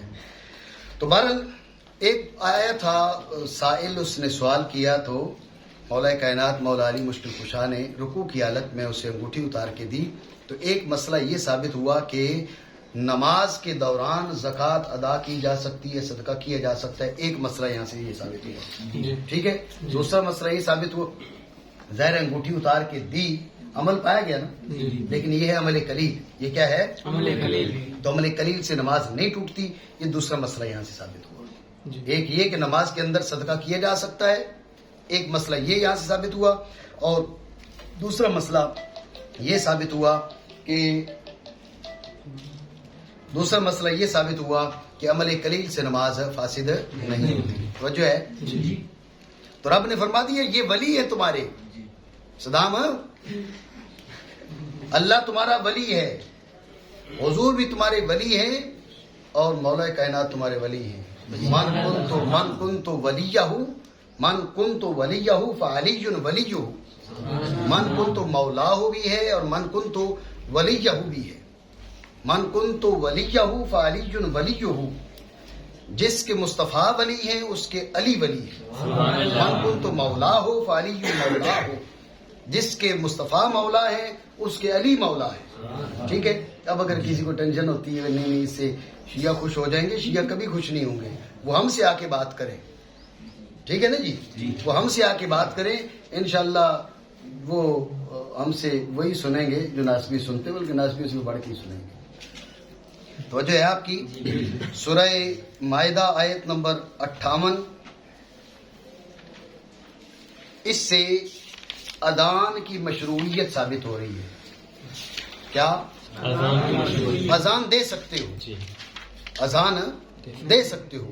دیکھو نا, وَإِذَا نَادَيْتُمْ إِلَى الصَّلَاةِ اتَّخَذُوهَا هُزُوًا وَلَعِبًا. اصل یہ تھا کہ جب مسلمان کیا کرتے تھے, اذان دیتے تھے تو کفار مذاق اڑاتے تھے.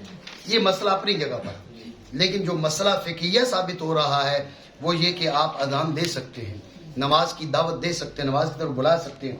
وہ کہاں سے؟ وَإِذَا نَادَيْتُمْ إِلَى الصَّلَاةِ اتَّخَذُوهَا هُزُوًا, یہ نادیتم یہاں سے اذان کی مشروعیت ثابت ہو رہی ہے. بات آ گئی ذہن میں. سورہ مائدہ آیت نمبر 88, آیت نمبر 89. 89 سمجھتے ہو نا, 89 کو 89 کہتے ہیں.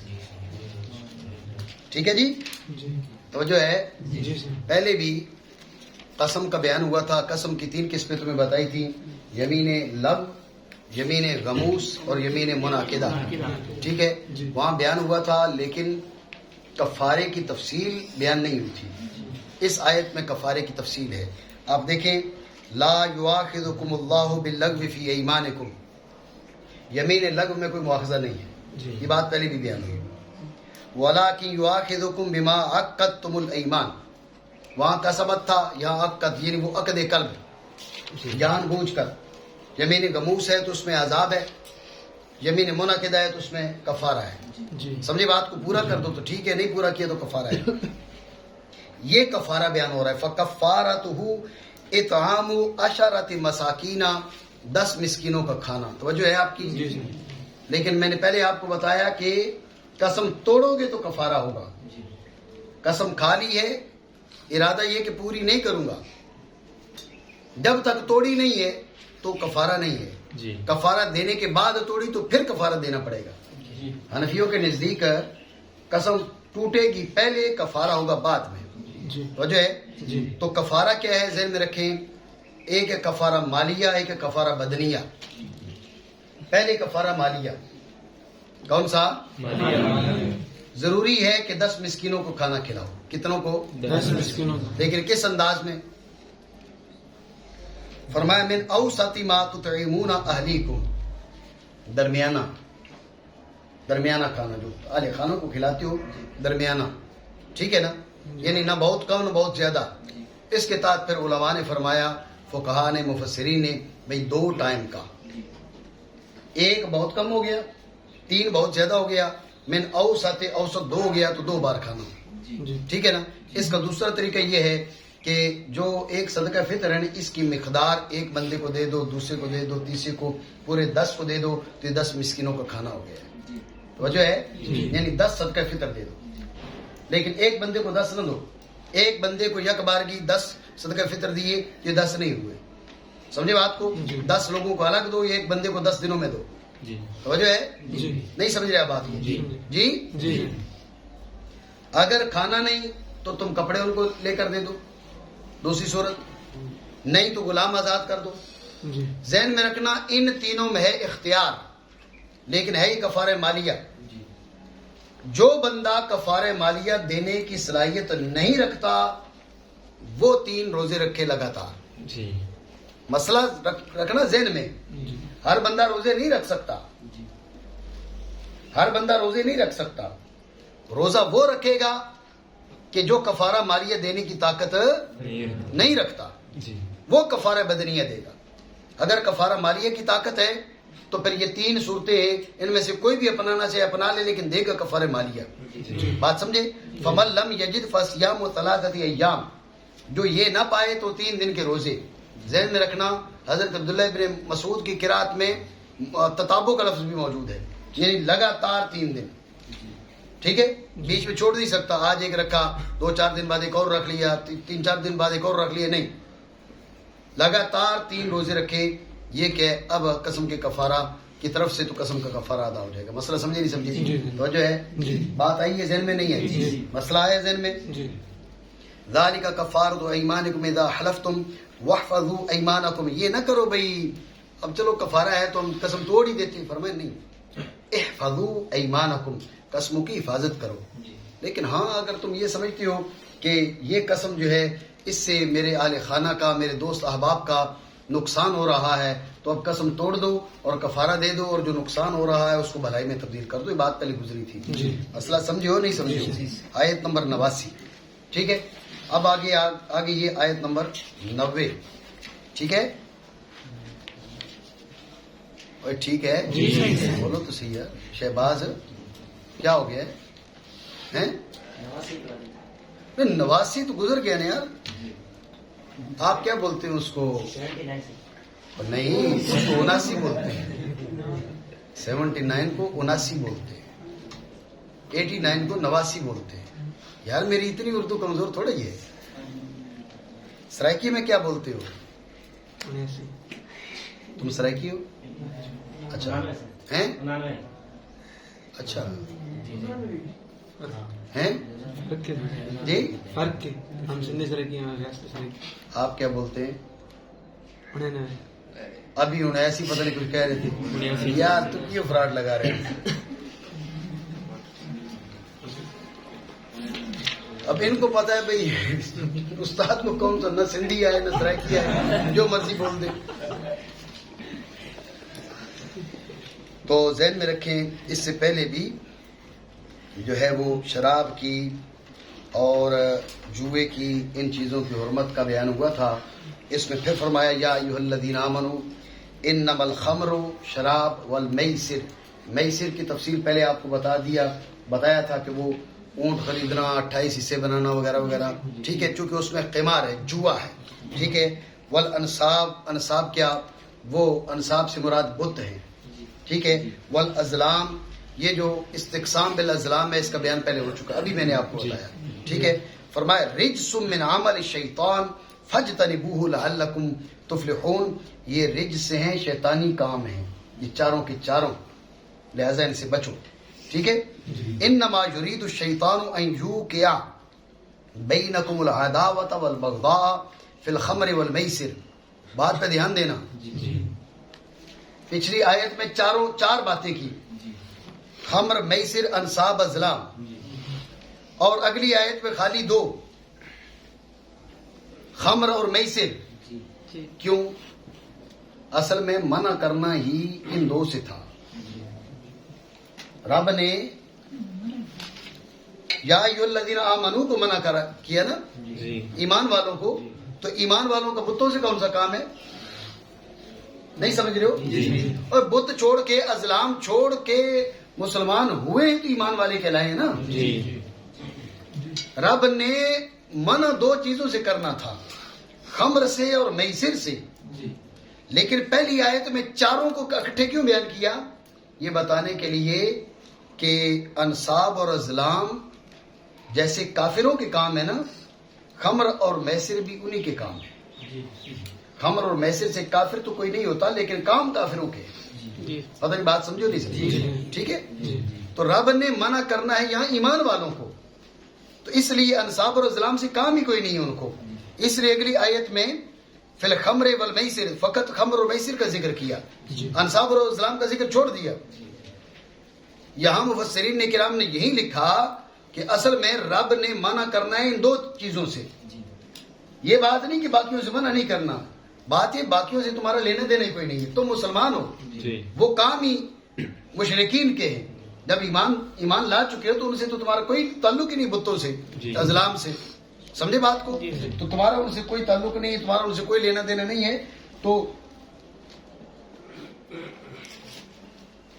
تمہیں خمر اور میسر سے ہی منع کرنا تھا لیکن ساتھ اس لیے ذکر کر دیا کہ سنو جس طرح وہ کام کافروں کے ہیں نا یہ کام کفر تو نہیں ہے لیکن کام کافروں کے ہیں خود کفر نہیں ہے بت پرستی کفر ہے شرک ہے شراب پینا شرک نہیں ہے میسر جوا قمار شرک نہیں ہے لیکن کام کافروں کا ہے اس لیے جیسے وہ کام کافروں کے ہیں اس طرح یہ بھی کام کافروں کے ہیں ان سے بچنا بھی ضروری ہے تو ان سے بچنا بھی ضروری ہے اس لیے چاروں کو اکٹھے ذکر کر دیا ورنہ اصل میں منع کرنا تھا خمر اور میسر سے وجہ ہے تو رب نے فرمایا کہ شیطان چاہتا ہے کہ تمہارے بیچ دشمنی اور نفرتوں کا بیج بو دے اور وَيَصُدَّكُمْ عَنْ ذِكْرِ اللَّهِ وَعَنِ الصَّلَاةِ تمہیں ذکر خدا بندی اور نماز سے روک دے فَهَلْ أَنْتُمْ مُنْتَهُونَ توجہ رکھنا یہ شراب کی حرمت کے بارے میں آخری آیت ہے میں نے آپ کو بتایا تھا کہ شراب کی حرمت مرحلہ وار ہوئی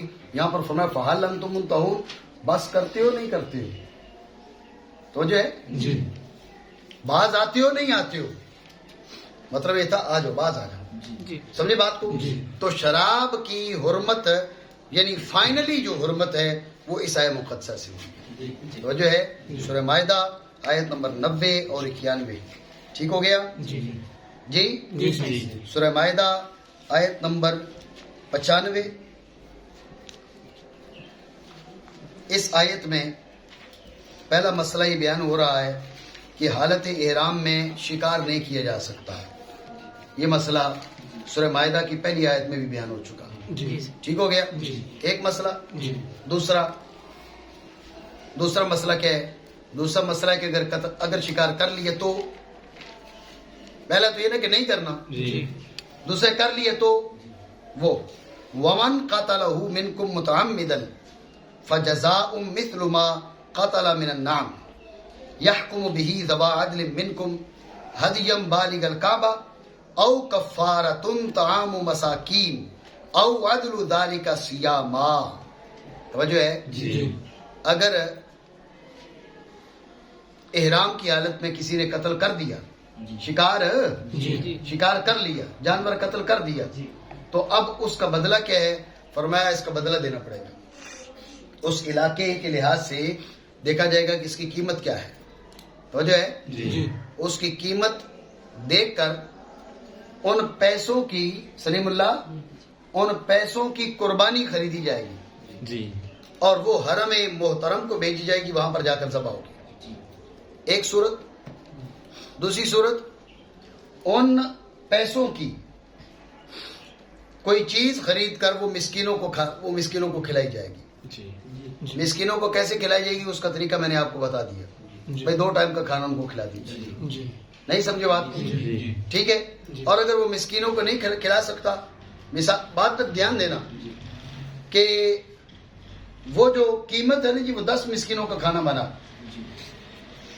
20 مسکینوں کا کھانا بنا، تو جو ہے جتنے مسکینوں کا کھانا بنا نا اتنے روزے رکھ لے. مسکینوں کو نہیں کھلایا، اتنے روزے رکھ لے. یہ بھی ہو سکتا ہے، یہ مسئلہ ذہن میں رکھے. توجہ ہے؟ اگر حالت احرام میں شکار کر لیا تو اب اس کا بدلہ ہے، اس کی جزا اس پر لازم ہے. وہ کیسے؟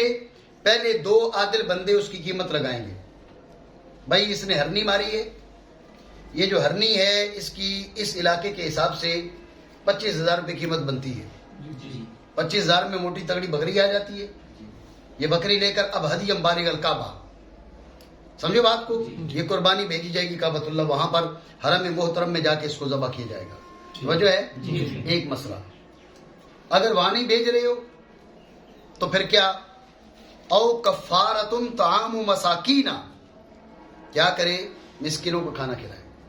لیکن یہ بات نہیں وہ ایک ہی بکری جناب والا ہے کہ مسکین کو پکڑے ہوئے جا موج کر، نہیں. اس کا طریقہ آپ کو بتایا کہ مسکین کو ایک دن کا کھانا، 2 ٹائم کا کھانا اس کو دیا جائے گا. ایک کو، دوسرے کو، تیسرے کو، چوتھے کو. وہاں پر 20 مساکین ہیں، 50 مساکین ہیں، 100 مساکین ہیں، ان کے بیچ اسی حساب سے وہ تقسیم کر دے گا. توجہ ہے؟ یہ دوسری صورت. یہ بھی نہیں کیا تو اب کیا ہے؟ اب یہ ہے کہ وہ حساب کرے کتنے مسکینوں کا کھانا بنا. توجہ رکھنا، یہ نہیں ہے کہ 10 مسکینوں کا کھانا بنا تو اسے کا 2 روزے رکھ لیتا ہوں. کیا جی؟ 2 روزے نہیں رکھے گا، بلکہ کیا ہے؟ اس کا حساب کرے گا اور جتنے مسکینوں کو کھانا بنتا ہے اتنے روزے رکھے گا. بلکہ اگر کچھ بچ جاتا ہے نا، یا تو اس کو صدقہ کرے گا یا اس کے بدلے پورا روزہ رکھے گا. بات سمجھ رہے ہو نا؟ بھائی مثلاً 30 مسکینوں کو کھانا بنتا تھا اور 50 روپے بچ بھی جاتے تھے، تو 30 روزے رکھے گا اور وہ 50 روپے صدقہ کر دے گا. چاہے تو 50 صدقہ نہ کرے، پورا روزہ رکھ لے، 31 روزے رکھ لے. مسئلہ آپ سمجھ رہے ہو نہیں؟ یہ سورہ مائدہ آیت نمبر 95. ٹھیک ہے. یا ایھا الذین آمنوا لا تقتلوا الصید وانتم حرم، حالت احرام میں شکار کو مت مارو. ومن قتلہ منکم متعمدا، جس نے جان بوجھ کر مارا، فجزاء مثل ما قتل من النعم، تو اس کی مثل جزا ہے. یحکم بہ ذوی عدل منکم، تمہارے 2 ایماندار کیا کریں گے؟ اس کا فیصلہ کریں گے. ہدیم بالغ الکعبہ، پہلی صورت. یہ نہیں. او کفارۃ طعام مساکین، دوسری صورت یہ ہے کہ کفارہ اور مسکینوں کو کھانا کھلا دیا جائے. او عدل ذالک، اس کا بدلہ، او عدل ذالک، اس کا بدلہ کیا؟ صیاما، روزہ رکھے. کیوں؟ فرمایا لیذوق وبال امرہ، اس نے حرام کو کیا سمجھا ہوا ہے جی؟ ہاں، جو پہلے عفا اللہ عما سلف، وہ کریم ہے، جو ہو گزرا اس کو معاف کر دیا. ومن عاد فینتقم اللہ منہ واللہ عزیز ذو انتقام، دوبارہ کسی نے کیا تو رب اسے انتقام لے گا, بدلہ لے گا. اللہ غالب انتقام والا ہے. سمجھے بات کو؟ یہ مسائل ثابت ہوئے سورہ مائدہ آیت نمبر 95 سے. ٹھیک ہو گیا؟ آیت نمبر 96 میں یہ بتا دیا کہ جو شکار حرام ہے وہ کون سا ہے اور حالت احرام میں, اور حالت احرام میں ایک شکار جائز بھی ہے. کون سا؟ جو بری شکار ہے, خشکی کا, وہ شکار بھی حرام ہے, اس کو کھانا بھی حرام ہے.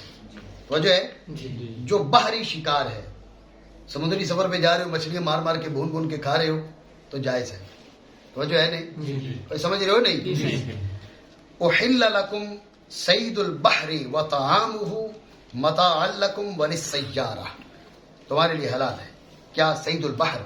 صید البحر سے مراد کیا ہے یہ بھی ذہن میں رکھ لیں. صید البحر وہ جانور ہیں کہ جن کی زندگی فقط پانی میں گزرتی ہے. مچھلی, سمجھے بات کو؟ جو خشکی میں بھی جی سکتے ہیں وہ صید البحر نہیں ہے. کچھوا تو ویسے ہی آرام ہے نا, ٹھیک ہے نا, لیکن یہ صید البر بنے گا, صید البحر نہیں بنے گا. سمجھے بات کو؟ بطخیں پانی میں رہتی ہیں لیکن پانی کے بغیر بھی زندہ رہتی ہیں. یہ جو ہے نا وہ صید البر نہیں بنیں گے اور صید البحر نہیں بنیں گے, صید البر بنیں گے. صید البحر وہ ہے کہ وہ زندہ چیز جس کی زندگی فقط پانی میں گزرتی ہے. ٹھیک ہے نا, خشکی میں وہ زندہ ہی نہیں رہ سکتا. ٹھیک ہو گیا؟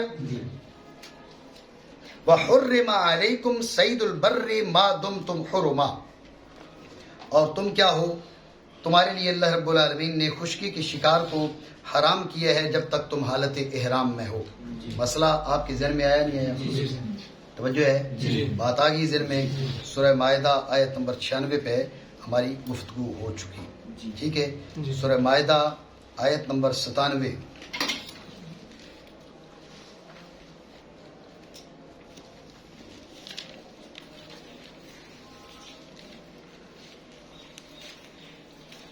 ٹھیک ہے, اس سے کوئی ایسے خاص احکام فرعیہ سے اس کا تعلق نہیں ہے. آپ آیت نمبر 101 پر آ جائیں اور 102 پر. یا ایھا الذین آمنوا لا تسألوا عن اشیاء ان تبد لکم تسؤکم وان تسألوا عنها حین ينزل القرآن تبد لکم عفا اللہ عنها واللہ غفور حلیم قد سألها قوم من قبلکم ثم اصبحوا بها کافرین. توجہ ہے؟ اس آیت سے ہمارے علماء نے یہ مسئلہ ثابت کیا کہ مطلق مقید پر محمول نہیں ہوتا. یہ اصول فقہ میں ایک ضابطہ تم پڑھتے ہو. حنفی کہتے ہیں کہ مطلق مقید پر محمول نہیں ہوتا, مطلق مقید پر محمول نہیں ہوتا. وہ ضابطہ اس آیت سے ثابت کرتے ہیں. اب میں بات شروع کر چکا ہوں اس لیے کر دیتا ہوں, ورنہ تو ہم تو اصول فقہ کے احکام نہیں پڑھ رہے تھے, ہم تو احکام فقہیہ پڑھ رہے تھے. چلو استدلال سمجھے. رب نے فرمایا ایمان والو ان چیزوں کے بارے میں مت پوچھو کہ اگر ظاہر کر دی جائیں تو تمہاری پریشانی کا باعث بنے. اگر تم پوچھو گے قرآن کے نزول کے وقت تو بیان کر دی جائیں گی. عفا اللہ عنہا, بات پہ دھیان دینا. عفا اللہ عنہا, عفا اللہ عنہا, اللہ نے وہ معاف کر دی ہیں, اللہ نے وہ معاف کر دی ہیں. شان نزول اس کا یہ بیان کیا جاتا ہے جو حدیث معروف ہے کہ جب رسول اللہ صلی اللہ تعالیٰ علیہ وآلہ وسلم نے فرمایا بھائی حج فرض ہے, تو ایک صحابی نے پوچھا کہ یا رسول اللہ ہر سال, یا رسول اللہ ہر سال, یا رسول اللہ ہر سال. حضور خاموش رہے, تیسری بار فرمایا کہ ہر سال نہیں, اور اگر میں ہاں کہہ دیتا تو ہر سال وہ فرض ہو جاتا اور تم کر نہ سکتے. روک دیا گیا. ایک جب معاملہ ہوا حضور نے فرمایا جو چاہتے ہو پوچھو.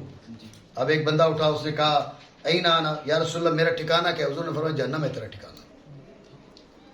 اس لیے رب نے فرمایا لا تسألوا عن اشیاء ان تبد لکم تسؤکم, یہ پوچھو گے تو پریشانی تم کو ہوگی. اور رب تو جانتا ہے, رب نے اپنے حبیب کو بھی بتا دیا وعلمک ما لم تکن تعلم.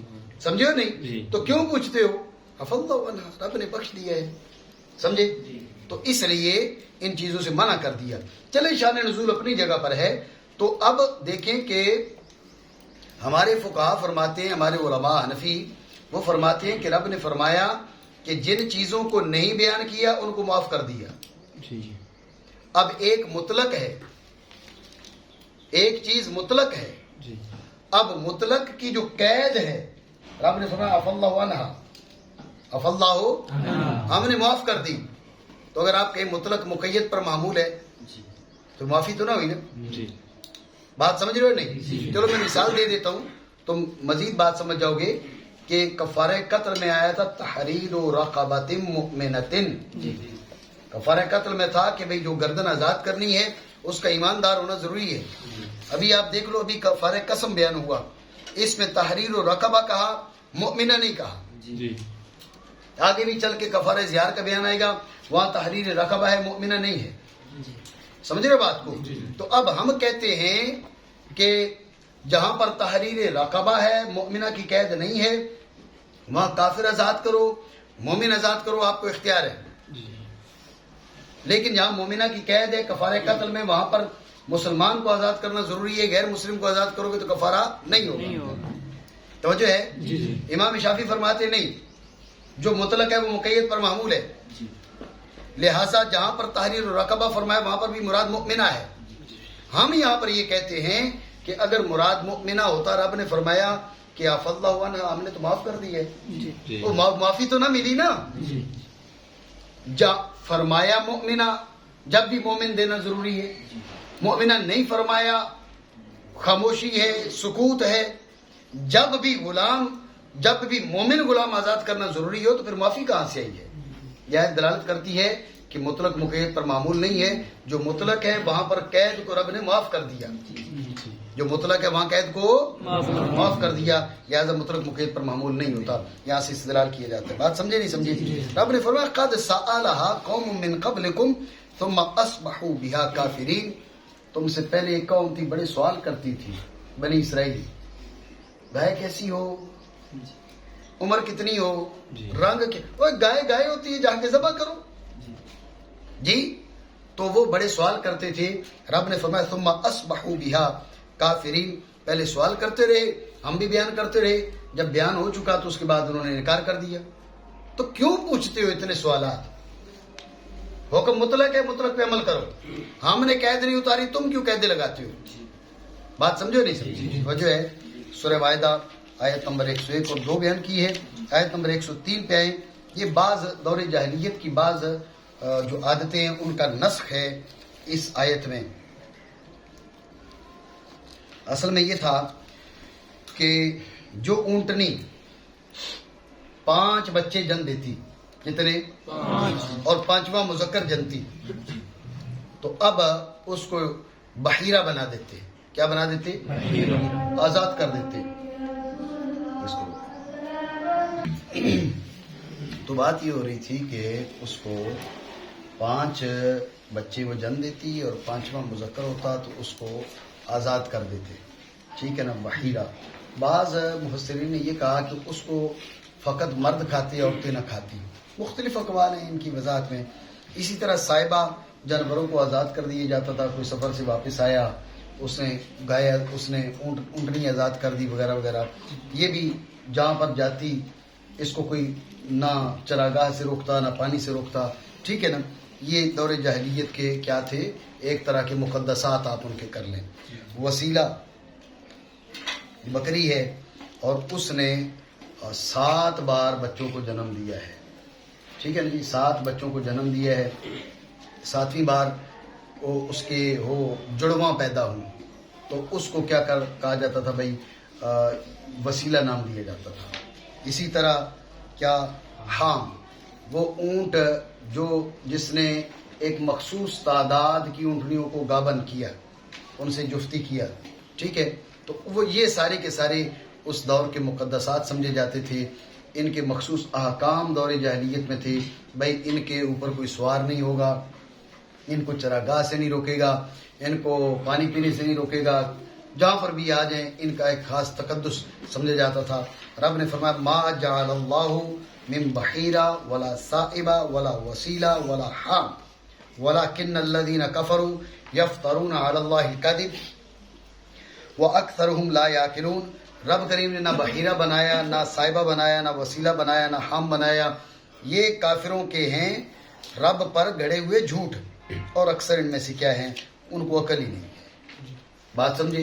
یہ سورہ مائدہ آیت نمبر 103. ٹھیک ہے.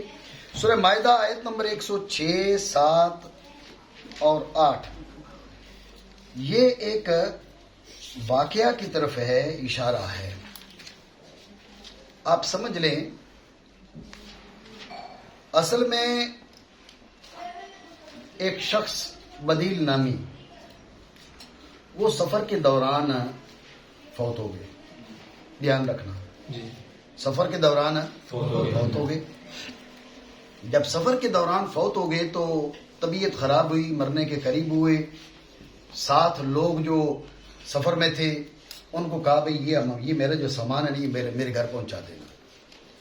سامان کے اندر ایک لیٹر لکھ کے ڈال دیا، خط لکھ کے، سامان کی تفصیلات. ٹھیک ہو گیا؟ تفصیلات لکھ کے ڈال دی. اس کے بعد وہ بدیل نامی شخص فوت ہو گئے. یہ جو 7 دو تھے نا بندے، انہوں نے کیا کیا، انہوں نے اندر اس کے سامان کی تلاشی لی. ایک برتن بڑا پسند آیا، بڑا مہنگا تھا، وہ نکال لیا. پر کسی کو کیا پتا. جی لے کر آئے. اچھا وہ خط نہیں ملا ان کو. لے کر آئے، سامان گھر والوں کو دیا، گھر والوں نے نکالا تو اس کے اندر خط نکلا. اس میں سامان کی تفصیل تھی. سامان کی تفصیل تھی. انہوں نے آ کے ان سے پوچھا بھائی اس کے اندر تو فلاں چیز بھی تھی، کوئی چیز بیچی اس نے بدیل نے یا نہیں؟ ان کا بیچی تو نہیں ہے وغیرہ وغیرہ. کہا بھائی پھر یہ تم نے نکالی؟ انہوں نے کہا ہم نے نہیں نکالی، وہ برتن ہم نے نہیں نکالا. حضور سید عالم صلی اللہ علیہ وسلم کے پاس مسئلہ آیا. یہاں آ کر ان 2 بندوں نے جنہوں نے وہ سامان میں سے چوری کیا تھا انہوں نے قسم کھا لی. انہوں نے کہا جی نہیں ہم نے کوئی چیز نہیں نکالی. وجہ ہے یہ آپ دیکھیں، یا ایھا الذین آمنوا شہادۃ بینکم اذا حضر احدکم الموت حین الوصیۃ اثنان ذوا عدل منکم. یہ وصیت، یہ تاکید، جب تم میں سے کسی کو موت آئے تو 2 عدل والے اپنوں میں سے، او آخران من غیرکم، اپنے قوم والوں میں سے ہو یا دوسری قوم والوں میں سے ہو.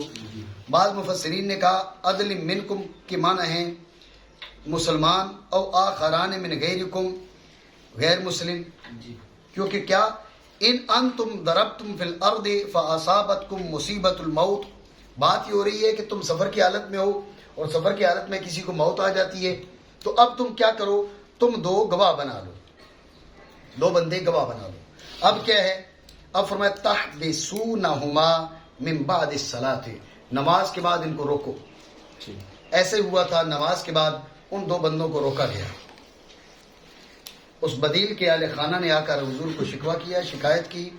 ان 2 بندوں کو بلایا گیا، کہا نماز کے بعد ادھر بیٹھو، گواہی دو. تحبسونہما من بعد الصلاۃ فیقسمان باللہ ان ارتبتم لا نشتری به ثمنا ولو کان ذا قربى ولا نکتم شہادۃ اللہ انا اذا لمن الآثمین. انہوں نے ان کو قسم دلواؤ. تو ایسی ہوا، انہوں نے قسم دے دی. انہوں نے کہا جی ہمارے پاس نہیں ہے، وقت گزر گیا. وقت گزر گیا، جب وہ برتن بیچ رہے تھے نا تو پکڑے گئے. وہ برتن بیچ رہے تھے تو اب پکڑے گئے.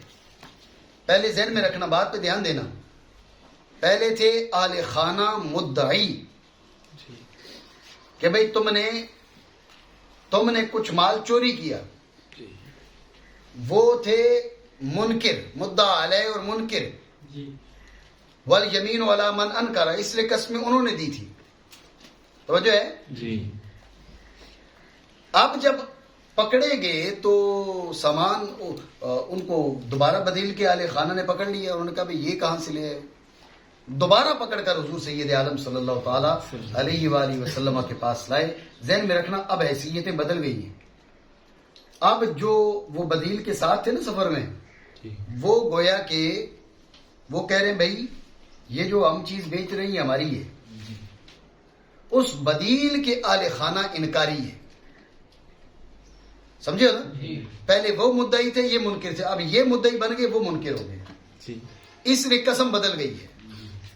اب قسم بدیل کے آل خانہ نے دینی ہے کہ بھائی یہ جو کہہ رہے ہیں نا جی ہم نے اس سے خریدی تھی یا فلاں کیا تھا یا فلاں کیا تھا، ہم قسم دیتے ہیں کہ ہمارے علم میں یہ بات نہیں ہے.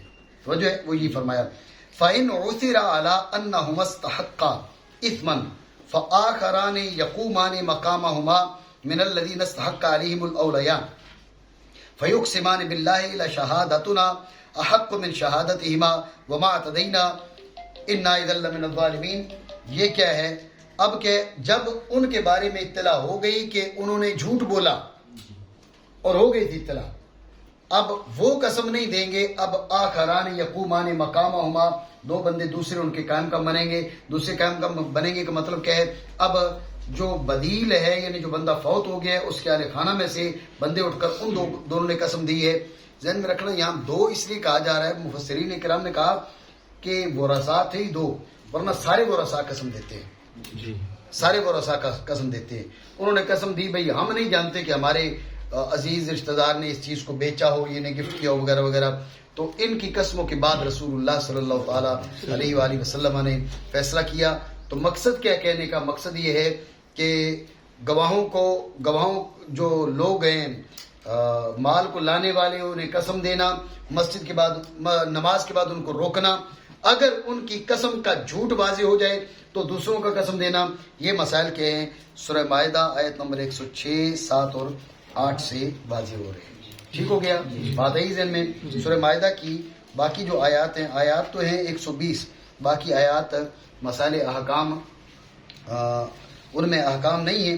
انشاءاللہ ہم اگلی گفتگو سورہ انعام سے شروع کریں گے. ٹھیک ہو گیا؟